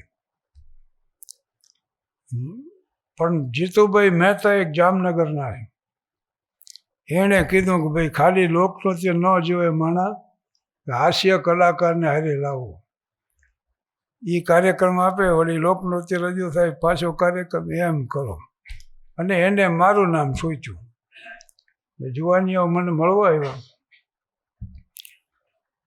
મને એમ થયું કે અમેરિકાનો પ્રવાસ અને હાવ આવી રીતે થતો હોય તો પછી શું કામ આપણે ન જવું. હું તો તૈયાર થઈ ગયો. 20 ટિકિટ સામે 1 ટિકિટ ફ્રી આપતી ટ્રાન્સવર્લ્ડ એરલાઇન્સ. ઓલો હારો ગરાગ હોય ને ઉપરિયામણ આપે ને, દૂધવાળા થોડુંક દૂધ વધુ આપે. મારી ટિકિટ તો ફ્રી મળતી હતી. ત્યાં લોકોએ મને આમંત્રણ આપ્યું ને હું પાછો શાનથી રવાના થયો. 4 છાપામાં વળી પ્રેસ નોટ આપી, ગુજરાતને ફોલ સાહેબને, મુંબઈ સમાચારમાં, કે 4 જાન્યુઆરી અમેરિકાના પ્રવાસે જશે, ત્યાંથી કેનેડા જશે ને એવું બધું. અને અમારી જાહેરાત ન્યુયોર્કમાં આવી અને ભાઈ સંસ્થાને ગમે એ વાંધો પડ્યો. ભારતીય વિદ્યા ભવનમાં વિદાય સમારંભ યોજાણો આવો અને બધા જુવાની એવા ખુશખુશાલો સરસામાન લઈને પહોંચ્યા ને અહીંયાથી ફેક્સ આવ્યો કે તમારો કાર્યક્રમ જ કેન્સલ કરવો. અમુક રોવા માંડ્યા ને અમુક હિબકે ચડી ગયા ને અમુક આળોટવા માંડ્યા અમુક. અને મને આવડા લોકોએ કીધું વાલીઓ આ ટિકિટ 18,000 રૂપિયાની ટિકિટ છે, તમારે એકલાએ જવું હોય તો જાઓ, નકર તમે માંડી વાળો. જીતુભાઈની આ ફોન કર્યો. ડૉક્ટર સીટી ચુડગર સાહેબ હતા, ડેન્ટલ સર્જન. HMVમાં સાહેબ જેટલી ગુજરાતી રેકોર્ડો બની ને એ સાહેબના ભલામણ થયું. દુબે સાહેબ એના મિત્ર હતા. ત્યાંથી ફોન જોડ્યો તો ઓલા કે ભાઈ તમને રખડવાનો શોખ છે, બેસી જાઓ ને વિમાનમાં. શું વિચાર કરો, હા તમને ફેરવી દઈશું. અને ઓલા વિઝિટ USA કૂપન મેં લીધા 5,000ના, એ ઉછીના લઈને લીધેલા. એક કૂપનમાં ગમે એ લાંબી મુસાફરી તમે કરી શકો એવા 5 કૂપન. એટલે 5,000નું તો દેણું હતું, આ 18નું માથે વધ્યું. 23,000નું દેણું કરી અને મેં પછી નિર્ણય કર્યો કે આપણે તો જવું. $10 ખિસ્સામાં હતા. એ વળી શર્ટ 20 લંડનમાં એક ઠેકાણે પહોંચાડવા માટે દીધેલા, એ હતા મારી પાસે. શોર્ટબોટ બરાબર હતો, કારણ કે ઉધાર મળે કાપડ, કાનજીભાઈ સીવી દેતા અમારા. ક્રોસની બોલ પેનને એટેચી રાખેલી, મસ્કતથી મને ભેટ મળેલી. દેખાવ બધો કરેલો આમ, પણ $10 સિવાય કોઈ મૂડી નહીં પાય. અને હું તો થયો રવાના ગયો. લંડનમાં ડૉક્ટર દિલીપભાઈ ગઢવીને અહીંયા ઇલફર્ડમાં ઉતર્યો, 7 કિંગ્સ. જાંબુડા એટલે લાખાભાઈ ગઢવીનું ગામ. એના 60 ખોરડા લંડનમાં છે, બોલો. હું ગયો એટલે બીજે દી ખબર પડી ગઈ કે હું આવ્યો છું ઇંગ્લેન્ડમાં. મારે અહીંયાથી પેરિસ જોવા જવું.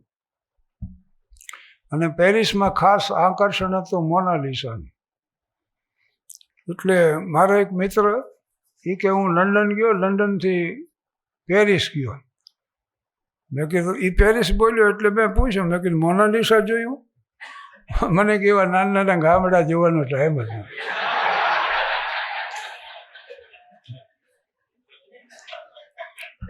એટલે હું તો ગયો, લંડન પહોંચ્યો, $10 મારી પાસે હતા, એમાંથી ફોન કર્યો કે હું આવ્યો છું. તો કે એ વેઇટિંગ પોઈન્ટ ઉપર બેસી રહેજો એમને, જબરભાઈ તમને લેવા આવે છે. એટલે એક યુવાન આવીને મને લઈ ગયો. બીજે દી એક કાર્યક્રમ મારો ગોઠવણો, મને કવર આપવામાં આવ્યું. ડૉક્ટર સાહેબની અમે ખોલ્યું ને, 100 પાઉન્ડ હતા. ડૉક્ટર તો ખુશ થઈ ગયા. મને કે 100 પાઉન્ડ અડી એવા શું તમે વાત. બીજે દી બીજાએ વળી રેકોર્ડિંગ કર્યું તો એને 200 પાઉન્ડ આપ્યું. એટલે પૈસાની તો જેને સનાસન થઈ ગઈ. અને ડૉક્ટરને કીધું મારે પેરિસ જવું છે. તો ડૉક્ટર સાહેબ કે હાલો. ટુરિસ્ટ ઓફિસે ગયા, 80 પાઉન્ડની એણે ટિકિટ લીધી મારા માટે.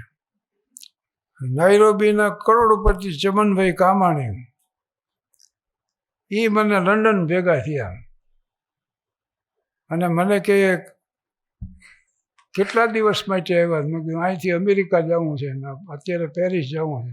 ડૉક્ટર સાહેબે કીધું ટિકિટ લીધી મારી 80 પાઉન્ડ ખર્ચીને. એણે મને 100 પાઉન્ડ આપ્યા. તો કરોડપતિ માણસ, એને 22 દિવસ એને અહીંયા રોકાણો. એના બંગલામાં 2200 રૂમ હતા અને 6 તો માળી હતા એનો બગીચો સાચવવા. સવારના પહોરમાં દરેક રૂમમાંથી ફોન આવે કે આવી જાઓ ડિનર ટેબલ ઉપર, નાસ્તો તૈયાર છે. એણે મને 100 પાઉન્ડ આપ્યા. ડૉક્ટરને 80 આપી દેજો, 20 તમે રાખજો. એટલે પછી હું પેરિસ ગયો ને અહીંયા બધું જોઈ આવ્યો. એક કાકા મારી હારે હતા ગુજરાતી. હવે મારે જેટલું મોનાલિસાનું માચમ એવું કાકાને કાંઈ ન મળે. મેં કીધું મોનાલિસા જોવું છે. તો કે પારકા પ્રદેશમાં ચિત્ર બિત્ર ના જોવાય, એ લોકો એક બદલે બીજું બતાવી આલે, આપણે શું કરીએ કહો. એને કીધું કઈ રીતે સમજાવું. પણ હું પહોંચી ગયો, અમેરિકા પહોંચી ગયો અને કેનેડાએ જઈ આવ્યો. અહીંયાથી નાયગ્રા ધોધ જોયો. પહેલું 18,000નું દેણું ભરવાનું કામ કર્યું.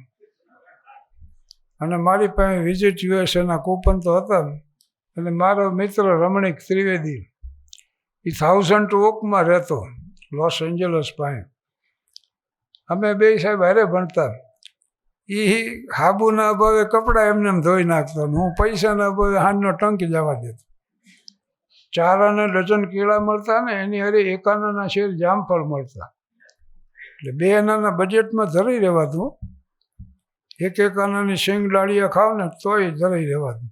અને કોકડીક જલસો મારવો હોય તો ભેળ ખાઈ દઉં 2 આનાની, એ મજાનું. મફત, હું ડાયરીમાં લખતો, મફત મનોરંજન માણવું. પીલ ગાર્ડનમાં જઈને પોલીસ બેન્ડ જૂની ફિલ્મના ગીતો વગાડતા. એ બેઠા બેઠા સાંભળી ગયો. એક પણ પૈસાનો ખર્ચ નહીં. પણ ત્યારે મને એમ હતું કહો કે જેમની સંસારમાં વસમી સફર હોતી નથી, તેમને શું છે જગત તેની ખબર હોતી નથી. જિંદગીને મોતમાં છે માત્ર ધરતીનું શરણ, કોઈની વ્યોમે હવેલી કે ખબર હોતી નથી. દિનકર જોશી પ્રસિદ્ધ લેખક અને મનુભાઈ વ્યાસ પ્રસિદ્ધ એડવોકેટ, પછી ધારાસભ્ય થયેલા. અમે ત્રણેય હારે ભણતા હોય. અને એસએસસીનું ફોર્મ ભરવાનું આવ્યું ને ત્યારે 3માંથી એકેય પાસે ફોર્મ ભરવાના પૈસા નહીં. 6માં હું ફૂલી પાસ થયેલો તો મને 10 રૂપિયા સ્કોલરશીપ મળતી. એટલે 3 મહિનાનો 30 રૂપિયાનું મની ઓર્ડર આવે. એ 2 આવી ગયેલા ને છેલ્લું 40નું મની ઓર્ડર આવ્યું ને એમાંથી મેં પછી ફોર્મ ભર્યું. ઓલા 2 દાતા પાસેથી લઈ આવ્યા. અત્યારે હરેશભાઈ એનો દીકરો છે, એને અહીંયા ઉતરું છું ભાવનગરમાં. હું આલ્ફ્રેડ હાઈસ્કૂલમાં ભણતો 54 થી 55. એટલે ત્યાર પછી મને સર્વિસ મળી ત્યારે પહેલી ગાંઠ એ વાળી, એક પણ વિદ્યાર્થી ફોર્મની ફી વગર, પુસ્તકો વગર રહી ન જવો. 38 વર્ષ સુધી ભરી દીધી. 2-4 રહી જતા હોય. એને હું કહું કે ભાઈ ફોર્મ તો ભરો, પછી થઈ રહી છે ફીનું એમ. અને થાનમાં તો પછી એક પોટરી સોરાબ દલાલની હતી, પછી 3 થઈને અત્યારે 300 છે. જોકે બંધ છે હો, મોટા ભાગની તો કોરોના પછી સામૂહિક. પણ અમારા ગામમાં દીકરીના લગ્ન થાય ને તો એ હારે નથી જતી, જમાઈ આવીને પોટરીમાં કામે ચડી જાય. ગામની વસ્તી એટલે વધી હો. એટલે હું મિત્રો સંબંધીઓને કહું કે ભાઈ આ રીતે મેં ખર્ચ કર્યો છે, મને આપી દેતા પૈસા. ગામવાળા જોઈએ એટલા પૈસા આપી. અમારે દેવધર સાહેબના ધર્મપત્ની એટલે કમળાબેન, અમારે મહારાષ્ટ્રનો હારેના સંબંધ એવા, કમળાબેનને અમે કમળા માસી કહીએ, દેવધર સાહેબને દેવધર કાકા કહીએ, આવા સંબંધો. તો એમણે 10,000 રૂપિયા આપ્યા. પછી દેવધર સાહેબ ગુજરી ગયા એટલે સુરેશ એના દીકરાએ આપ્યા. અને પછી તો પ્રથા એવી થઈ ગઈ કે જેનું અવસાન થાય ને સ્કૂલને ડોનેશન આપે. તો અત્યારે તો એ રકમ મોટી થઈ ગઈ છે અને ખૂબ એનો લાભ લેતા થઈ ગયા. એટલે મહાનુભાવો હારેના મારા અનુભવો. અને એક અમારે જેતુદાન કહેતા, મેં અહીંયા જ આ વાત રજૂ કરી હતી પણ ફરીને પુનરાવર્તન કરી દઉં. મેઘાણી હસતા હસતા સહેતા રહેશું પ્રારબ્ધના પરિહાસ, આ પંક્તિઓ મેઘાણીની છે. એટલે મેં બે એમાં ઉમેરી કે અગન ખેલ જીવતરનો ખેલી રચશું અમ ઇતિહાસ. મેઘાણીને અહીંયા કવિ કાગ મહેમાન હતા અને મેઘાણી એક પંક્તિ લખી કે મીઠા બોલા માનવી આ જગ છોડીને જાશે. એટલે કાગ બાપુએ એની પૂર્તિ કરી કે કાગા એની કારણે ઘરોઘર મંડાય છે. અને એ પાછો મેઘાણી જ્યારે મૃત્યુ પામ્યા ને ત્યારે એના ઓલામાં આ જ મરસિયા કીધા. તો આવી રીતે આ જે જેતુદાનની વાત કહી દઉં, ફરીને કરી દઉં. મેઘાણીનો કસુંબીનો રંગ એટલે તમામ ડાયરા પૂરા થાય એટલે છેલ્લે કસુંબીનો રંગ આવે. એ ન આવે ત્યાં સુધી પૂરો ન થયો ગણાય એની લાક્ષણિકતા.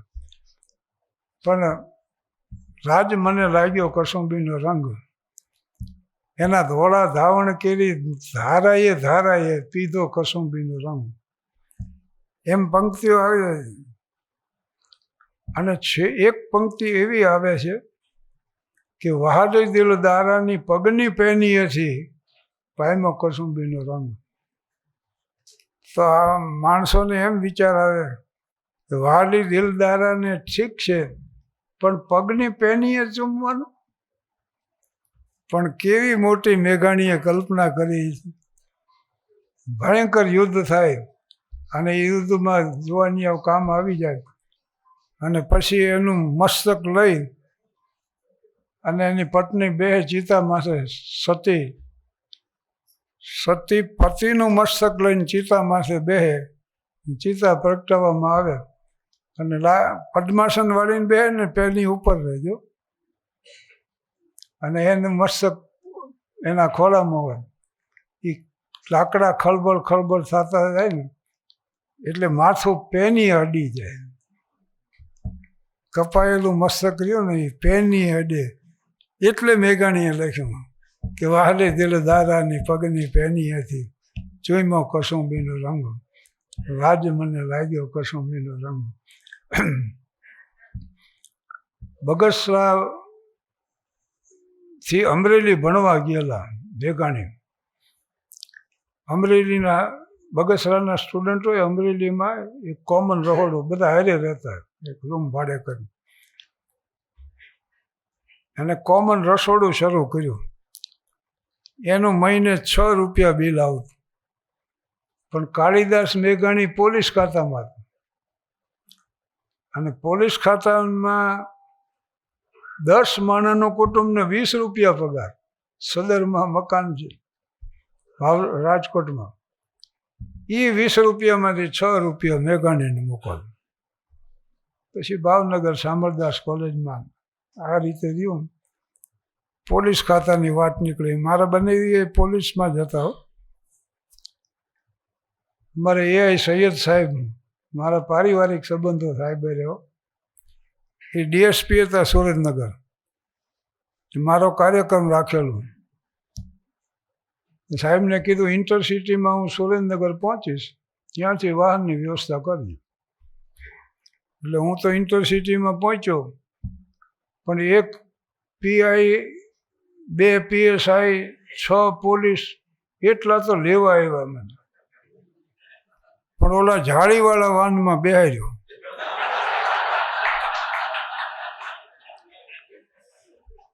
એટલે માણા માત્ર જોવા માંડ્યા કે ગમે એ કર્યું હોય પણ ઉતરતા વેચ ઉપાડ્યા. અમુક વળી કે દેખાવ ઉપરથી નથી લાગતું, બીજા કે અત્યારે કોઈનું નક્કી ન કહેવાય. એટલે પોલીસ ખાતાનું આમંત્રણ આવે એટલે હું પહેલું કહી દઉં કે મારી રીતે હું પહોંચી જઈશ. કયો અહીંયા સાહેબની હાજરીમાં જ મેં આ વાત કરી લ્યો. એટલે હળવા પ્રસંગો જીવનમાંથી. અહીંયા અમદાવાદમાં સન્માન સમારંભ હતો અને ગુજરાત રત્નનો એવોર્ડ આપવામાં આવ્યો છે 10 જણાને. એમાં કાર્તિકેય હતા, વિક્રમ સારાભાઈ પરિવારમાંથી, અને તેજસ પટેલ સાહેબ, હેમંત ચૌહાણ, એવા અમે 10 જણા. અને સૌ પહેલું મારું નામ જ હતું. મુખ્યમંત્રી પટેલ સાહેબે આપણે એમના હાથે સન્માન હતું. મને સન્માન પત્ર આપ્યું, શાલ ઉડાડી, અને મને કે હવે પ્રતિભાવ આપો. મેં કીધું થોડાક વર્ષ પહેલાં મને એક પત્ર મળ્યો કે અમારા વાર્ષિક સમારંભમાં તમારે પ્રમુખ સ્થાન શોભાવવાનું. હું તો એટલો બધો ખુશ થઈ ગયો. એ લોકોને સ્વીકૃતિ પત્ર મોકલી દીધો, એમનો વિચાર બદલે એ પહેલાં. પછી મેં કાગળ વાંચ્યો ત્યારે ખબર પડી કે પાગલખાનાનો સમારંભ. તોય મને એમ થયું પાગલખાનું તો પાગલખાનું, આમ જીવનમાં ધીરે ધીરે આગળ વધાય અને ગાંધીનગર સુધી પહોંચાય. અમારા કાર્યક્રમમાં કોક તો હોય રાજકારણીઓ. એટલે મેં કીધું હું તો તૈયાર થઈને ગયો, 15-20 જણા તો હામાં આવશે કીધું. મોટું ઓડિયન્સ રાહ જોતું હોય છે, પધારો પધારો કરીને લઈ જાય છે. કોઈ હતું જ નહીં આ બોલો. મેં એની ઓફિસ ગોતી તો 2 જણા બેઠા હતા. મેં કીધું ભાઈ મારો પ્રમુખ સ્થાન છે, એ સમારંભ ક્યાં છે? એ બેઠોથી મને કે શેનો સમારંભ? તમારી સંસ્થાએ મને પત્ર લખ્યો. મેં પત્ર દેખાડ્યો ત્યારે બીજાએ એમ કીધું કે અમે લખ્યો હોય તો હોવો જોઈએ. એ જઈને સેક્રેટરીને બોલે એવા હાલો જલ્દી, એક પ્રમુખ આવ્યા છે ને સમારંભ ગોતે છે.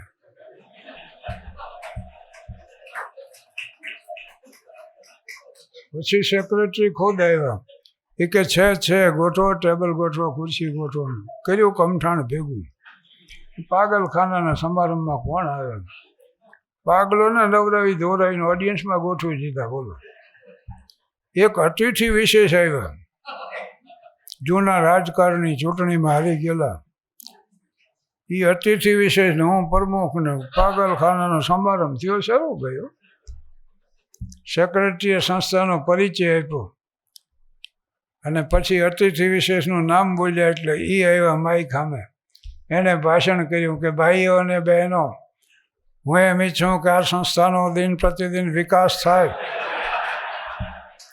એની સંખ્યા ઉત્તરોત્તર વધે, એ નાનકડા બીજમાંથી મોટો મોટા વૃક્ષ બને, આખા ગામને એની છાયામાં સમાવી લ્યો. મને નવાઈ તો લાગી કે આની સંખ્યા વધારીને શું કરશે આ? મેં કીધું ભાઈ મારે શું કરવાનું એ કયો.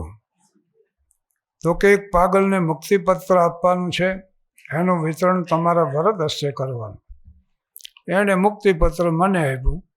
મેં હસતો મોટો રાખીને પાગલને આપ્યું. હું ન બોલ્યો તો કોઈ પ્રશ્ન નહોતો, પણ મને એવી મૂર્ખાઈ હુજી. મેં પાગલને પૂછ્યું, મેં કીધું બીજું બધું ઠીક, તમને આ પાગલ પણ શેનું હતું? તો એ કે હું મારી જાતને શાહબુદ્દીન રાઠોડ સમજતો.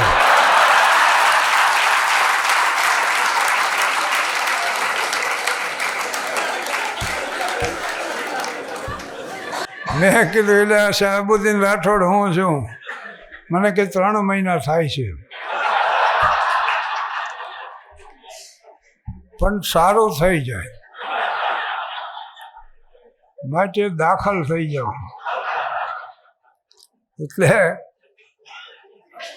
અંગ્રેજીમાં humour, wit, satire, irony, parody, farce, buffoon, caricature, black humour એવા વિશાળ એના છે હાસ્યના પ્રકારો.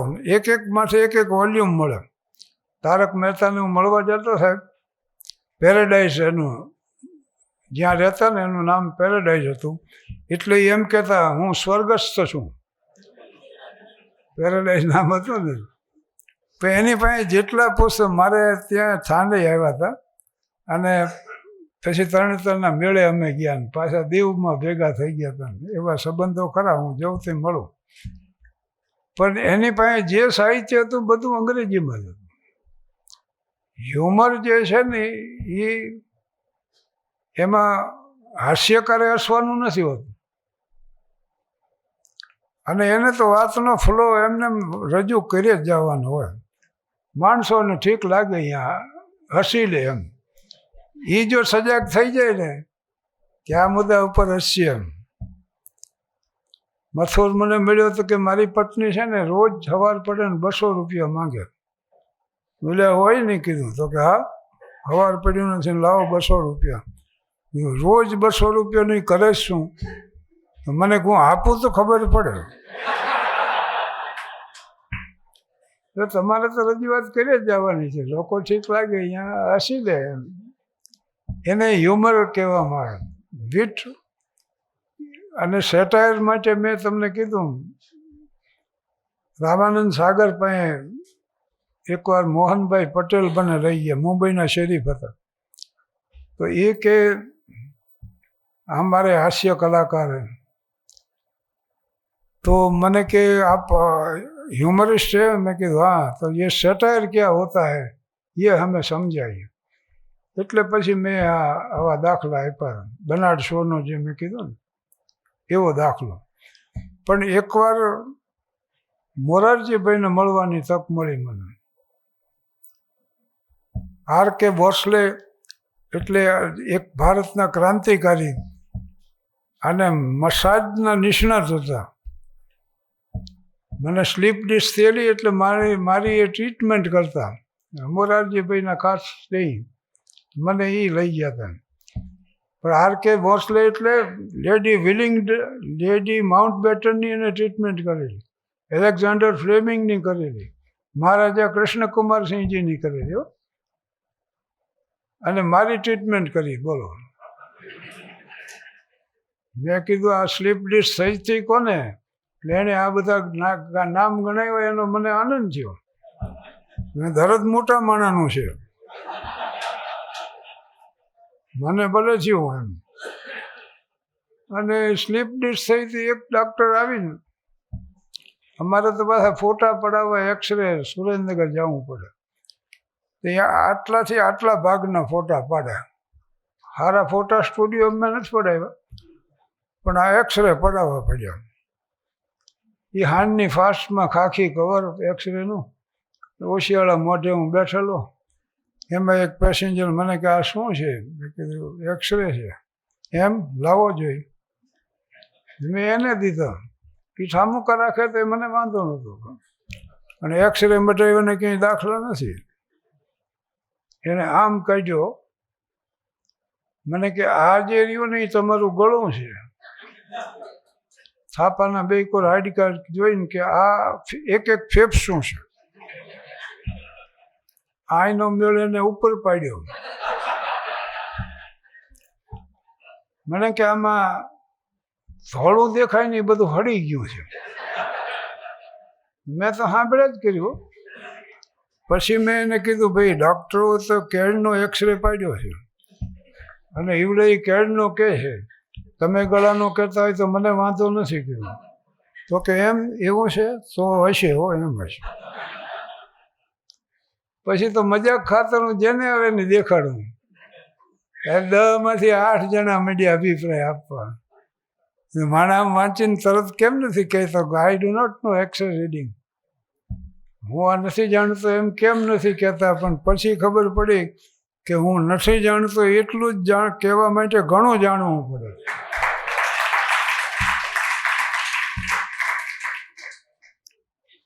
આમ તો મોરારી બાપુની વાતમાંથી વાતો નીકળી અને ક્યાંય ને ક્યાંય પહોંચી ગયા. પણ 88માં અમેરિકા હું અને મનુભાઈ પંચોળી હારે હતા પ્રવાસમાં. ત્યારે મહાભારત સિરિયલ અહીં હાલતી અને બીજે દી અમેરિકનો જોતા. એટલા બધા પ્રભાવિત થઈ ગયેલા. અંગ્રેજીમાં મહાભારત ઉપર જેટલા પુસ્તક હતા એટલા વેચાઈ ગયા.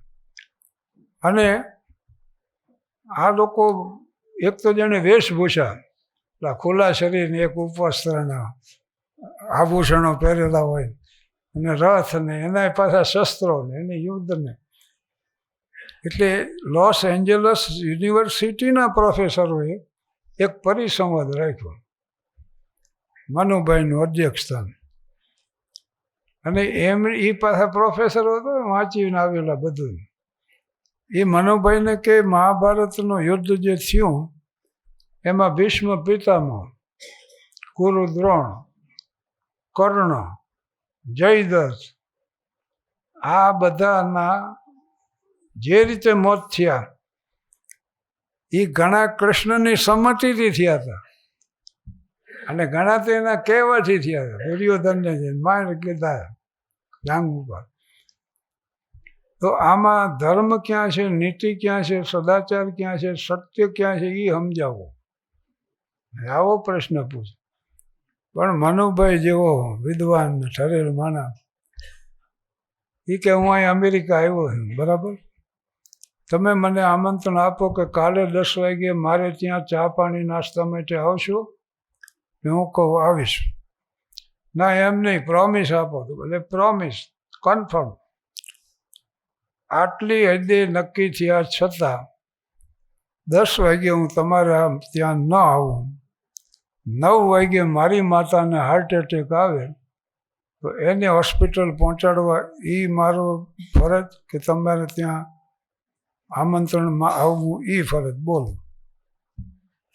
બધા પ્રોફેસરે કીધું કે you should treat your mother first. પછી મનુભાઈએ કીધું એનો અર્થ એ થાય કે you have to sacrifice the lower truth for the sec of upper truth. ઉચ્ચ કક્ષાના સત્ય માટે નિમ્ન કક્ષાના સત્યનો ત્યાગ કરવો પડે. અને કૃષ્ણનું તો પરમ સત્ય એ છે કે પરિત્રણાય સાધુનામ વિનાશાય ચ દુષ્કૃતામ ધર્મ સંસ્થાપના થાય સંભવામી યુગે યુગે. આ એના જીવનનું પરમ સત્ય છે. એ પરમ સત્ય માટે નાના સત્યનો ભોગ આપ્યો. એટલા માટે આ નાના સત્યોનો એને ભોગ આપ્યો અને બધાએ સ્વીકાર્યું કે વાત સાચી છે. કૃષ્ણનું પાત્ર જેને નીતિશ ભરદ્વાજ એને હું મળ્યો હતો, અહીંયા જ હતું ફંક્શન. એને મેં આ વાત કરી હતી. મને કે સચ બાત હે સાહેબ, બરાબર કહેતે આપ કે ઉચ્ચ પ્રકારના સત્ય માટે નિમ્ન કક્ષાના સત્યનો ભોગ આપો. એટલે આ નાના સત્યો હતા. કૃષ્ણનું મોટું સત્ય હતું પરિત્રણાય સાધુનામ. અને સજ્જનોની રક્ષા કરીને દુર્જનોનો નાશ કરવો. વિનાશાય ચ દુષ્કૃતામ એમ શબ્દ વાપર્યો. એટલે મોરારી બાપુને મેં આ વાત કરી. એટલે બાપુએ મને સામે એક વાત કરી કે કંસ, દેવકી અને વસુદેવ. દેવકી કંસની બેન હતી અને દેવકીને વિદાય આપવાની હતી. કંસ પોતે રસ આંકતો અને વાંચે ગાચે એ વિદાય કરતો બેનને. આનંદનો પ્રસંગ હતો. પણ એમાં આકાશવાણી થઈ કે દેવકીનું 8મું સંતાન કંસનો વધ કરશે. તરત વાતાવરણ બદલી ગયું.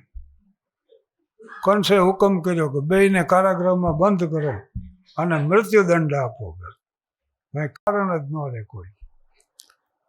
એટલે વસુદેવે એમ સમજાયું કંસને કે જુઓ, 8મું સંતાન વધ કરશે એવી જ વાત છે ને. જે સંતાન જન્મશે એ તમને સોંપી દઈશું, પછી ક્યાં પ્રશ્ન જ રહે.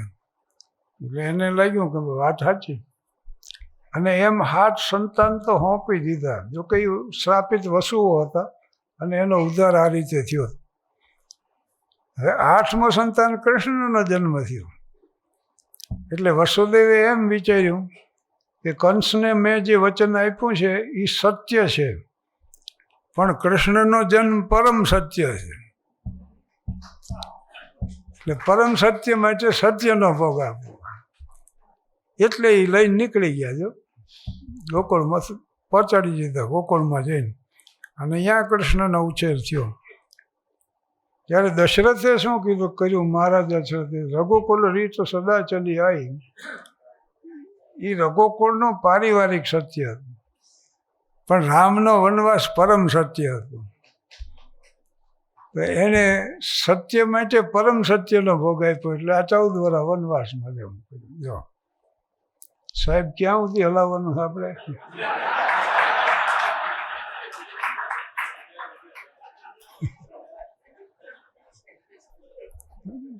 ના ના, તમને એમ થાય કે આ બંધ કરે તો આપણે ઘર ભેગા થઈ. મને એમ થાય કોક ક્યાં તો બંધ કરી. હા, કાંઈ હોય.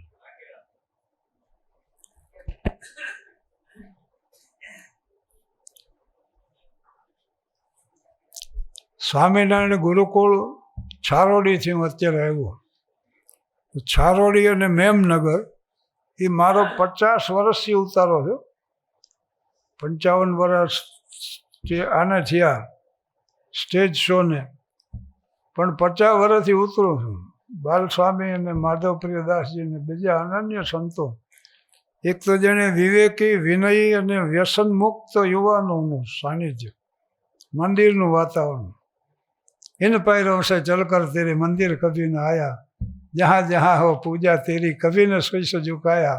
हे हरिवर में हार के आया, अब क्या हार चढ़ाऊं, मैली चादर ओढ़ के कैसे द्वार तुम्हारे आऊं. કબીર સાહેબની પંક્તિઓ છે ને કે 100 ચાદર સુર નર મુનિ ઓઢી ઓઢી કે મૈલી કર દીની ચદરિયા, દાસ કબીર કહે જતન સે ઓઢી જ્યો કે ત્યો ધર દીની ચદરિયા. આ સફેદ ચાદર જેવું જીવન ત્યાં આપ્યું છે, એનામાંથી એક પણ દાગ લગાડ્યા વગર એવું ને એવું તને અર્પણ કરું. પણ એ કબીર સાહેબ કહી શકે, આપણે તો મહોતા કરી નાખ્યા ઠામુકા. પણ એને પાયરો છે ચલકર તેરે મંદિર કભી ન આયા, જहाँ जहाँ हो पूजा तेरी कभी न शीश झुकाया.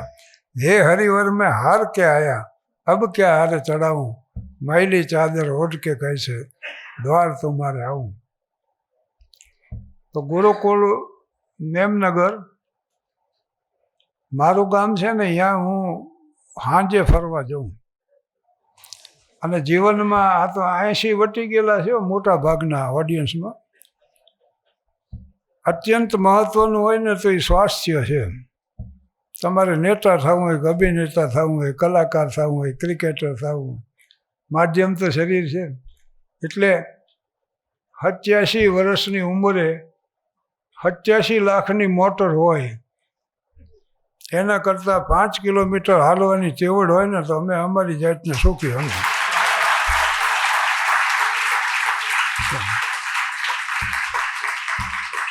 હવે 87 લાખ 1 કરોડની વલન હોય, પણ 1-2 નર્સો હારે ને 1 ડાક્ટર હોય ને નળીઓ ચડાવી હોય ને પછી પડ્યા હોય, શું આનો અર્થ છે? એટલે હેલ્થ ઇઝ વેલ્થ એ સાચી વાત છે. અને ઘણી વાર મને પૂછે જુવાનિયા હેલ્થ માટે, મેં કીધું થોડીક ભૂખ રાખીને ભાણામાંથી ઉઠી જાઉં, એમાં આરોગ્યના નિયમ આવી જાય. બધા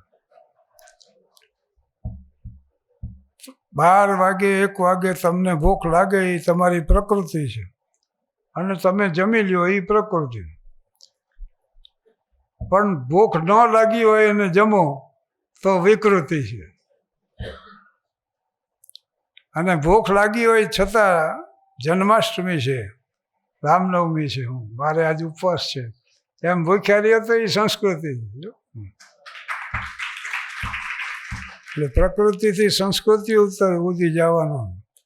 ખાઈ પીને બેઠા હોય ને એમાં વળી ભજીયા લઈ આવ્યું કોક ગરમ છે તો બોલા કે હા લાવવા થોડા ખાઈ. ભજીયા ખાય, વાઈન વળી ફ્રૂટની ડીશ આવે, એમાં વળી કેળાને સફરજન સંતરાને મોસંબી નારંગી, જો લાવો થોડા ખાઈ લે. એટલે વળી એ ખાય, વળી પાછું લ્યો આઈસ્ક્રીમ આવ્યો, વળી પાછો આઈસ્ક્રીમ ખાય ને પછી એવો આલા વિલા થાય ને મને હુવરાવી દો. હુવરાવે તો હવે ઊભો કરો, પછી એને સલાહ દેનારા જેવા જ નીકળે પાછા. અરે તમે આમ હેરાન થાવ છો, 4 કેળા ખાઈ લ્યો, કબજિયાત તો ન થાય. વળી 4 કેળા ખાય, ત્યાં વળી કોઈક મુરબ્બી આવે, બધું રહેવા દો, 1 ગ્લાસ ગરમ દૂધ કરો, એમાં 2 ચમચી ઘી નાખો, તમને શું છે ગેસ ન થાય. હવે એના માથે આવો દૂધનો ગ્લાસ ટપકારે, પછી એવો હાલા વેલા થાય ને બે હારો કે ઊભો કરો ને ઊભો કરો તો એટલે ભૂખ લાગી ન હોય ને ખાવું એ વિકૃતિ છે. જો મહર્ષિ ચરક એમ કહેતા હો કે યોગ્ય ખોરાક યોગ્ય સમયે યોગ્ય પ્રમાણમાં લેવામાં આવે તો માણસ માંદો જ ન પડે. હવે આપણા ખોરાક જુઓ, આપણા સમય જુઓ કે આપણું જે જોવું હોય. તો મારું ગામ છે, અહીંયા હું સાંજે ફરવા નીકળું અને 35 વર્ષ હું જે રોડમાંથી આવેલો ને એને મ્યુનિસિપાલિટીએ શાહબુદ્દીન રાઠોડ માર્ગ એવું નામ આપ્યું.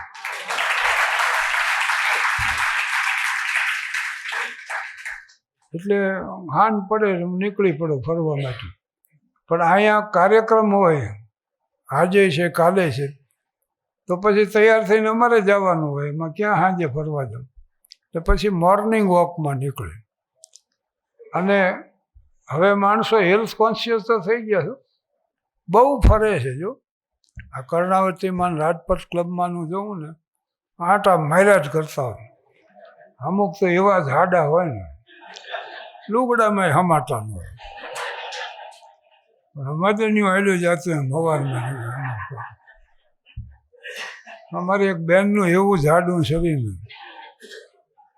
ઉનાળામાં નીકળ્યા ને તો બાલ મંદિરના બાળકો માંડ્યા વાંહે હાલવા, તો ખીજાઈ ગયા કે હે કેમ મારી પાછળ આવો. બાળકો કહે તમારા છાયામાં હાલ્યા આવી.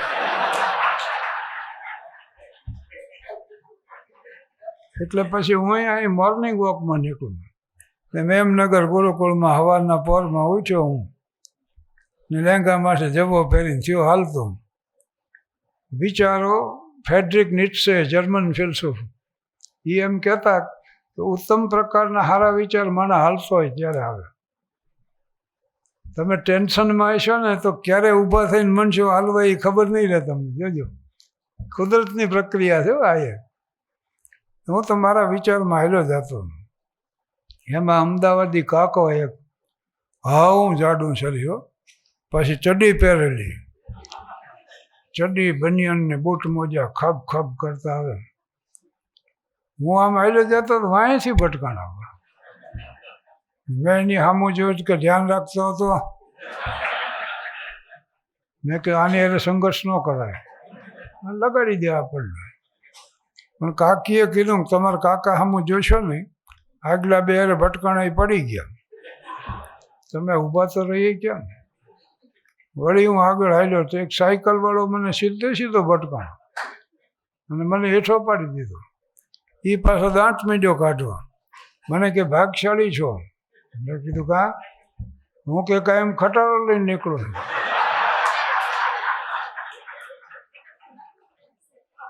સાયકલ લઈને કે આજે જ નીકળ્યો. પણ આગળ ગયો ત્યાં એક ભિક્ષુકે મને આમ સલામ કરી. એટલી જ સભ્યતાથી મેં ભિક્ષુકને સલામ કરી. ઇંગ્લેન્ડના એમ્પરર બકિંગહામ પેલેસ બહાર નીકળ્યા ને મોર્નિંગ વોકમાં, તો ભિક્ષુકે સમ્રાટને સલામ કરી. તો સમ્રાટે ભિક્ષુકને સલામ કર્યો. એ સેક્રેટરીને ન ગમ્યું કે નામદારી તો ભિખારી છે, સલામ ભરે, આપને જરૂર નહીં. પણ સમ્રાટે એમ કીધું કે મારા રાષ્ટ્રના એક ભિક્ષુક કરતાંય સભ્યતાની બાબતમાં હું ઉતરતો છું એવું મારે સાબિત નથી કરવું.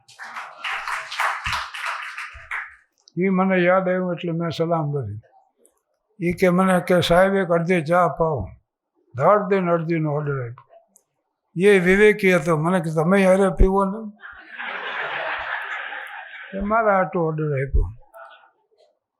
એમાં ગરમ ગાંઠિયા બનતા હતા એટલે એમને ભિક્ષુકને કીધું એમ કરો હારે નાસ્તોય કરો. 100 ગ્રામ ગાંઠિયાનો ઓર્ડર ફટકાર્યો. આ તો ભિક્ષુકની આંખમાં ઢળઢળી આવી ગયા કે માનવતા મરી નથી ફરવા, આવા દાતા છે દુનિયામાં. મને એ થયું કે કહા લંકાપતિ લે ગયો, કહા કરણ ગયો કોઈ, જસ જીવન અપ જસ મરણ કર દેખો સબ કોઈ. 100 ગ્રામ ગાંઠિયાનો ઓર્ડર આપ્યો, 50 ગ્રામ એને દીધા, 50 ગ્રામ મને. અમે ગાંઠિયા ખાધા, ચા પીધી, પછી તકલીફ શરૂ થઈ. જબાના ખિસ્સામાં હાથ નાખ્યો, 1 પૈસો ન લે. આ ખિસ્સામાં હશે તો એમાંય નહીં. લેંકાના ખિસ્સામાં નોટબોટ રહી ગઈ હોય તો 1 પણ પૈસો ન લે. તો કે ગુરુકુળવાળા અમને ચા પાણી નાસ્તો, બપોરે જમવાનું, ક્યાંક જવું હોય તો વાહન વ્યવસ્થા કરી દે છે. એટલે મારે બહાર કોઈ ખર્ચ કરવાનું નહોતો અને આ આકસ્મિક થઈ ગયો, ધાર્યા બહાર થઈ ગયો. એમ મને ચિંતાનો પાર ન રહ્યો. મેં કીધું કોક ઓળખીતા અહીંથી નીકળે ને તો આપણી આબરૂ રહી જાય. પણ તમે જોજો પાસે ટિકિટ હોય ત્યારે ટીટી નથી આવતા.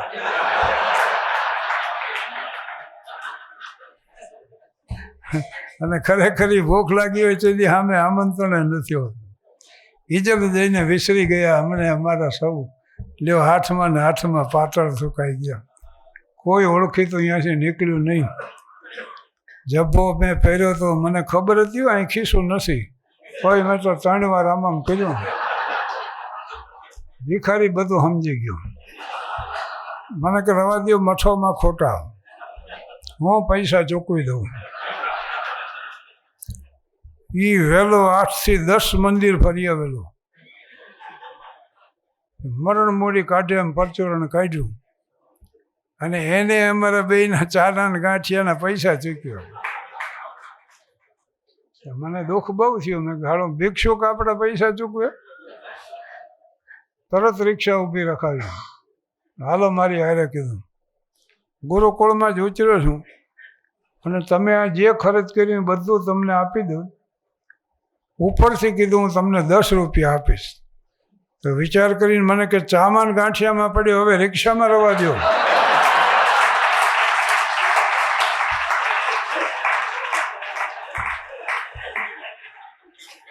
ચામાન ગાંઠિયામાં પડ્યો, હવે રિક્ષામાં રવા દો. કે ભલા મને થોડોક તો વિશ્વાસ રાખ, હું ગમે એમ તો કલાકાર છું.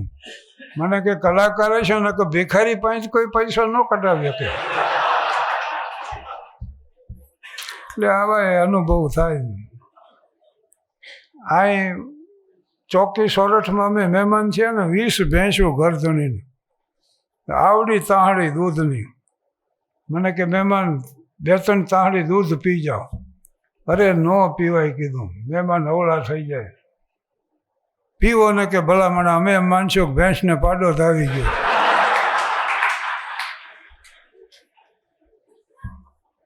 એક ઠેકાણે આગ્રહ કરીને મને ખવડાવ્યું અને છેલ્લે ગરદણી કે તમે કહેવા માસ્તર પણ લોકોને જેટલું ખાઈ ગયા.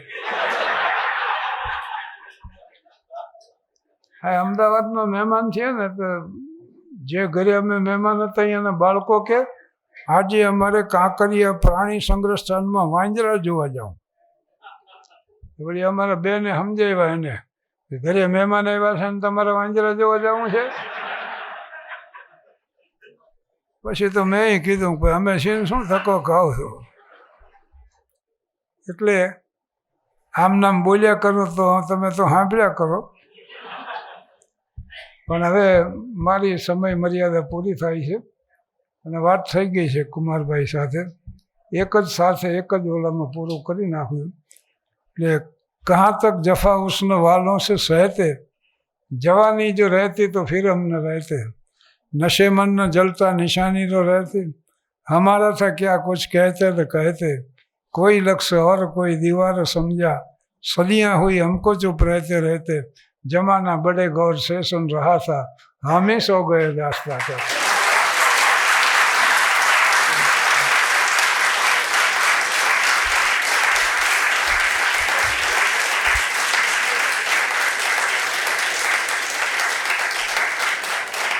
અઠ્યાસી વર્ષની ઉંમરે 2 કલાક સુધી આપણને હાસ્ય તરબોળ રાખે આવી આ હાસ્ય સમ્રાટને આપણે માત્ર સ્ટેન્ડિંગ ઓવેશન આપીએ, બીજું કશું જ નહીં.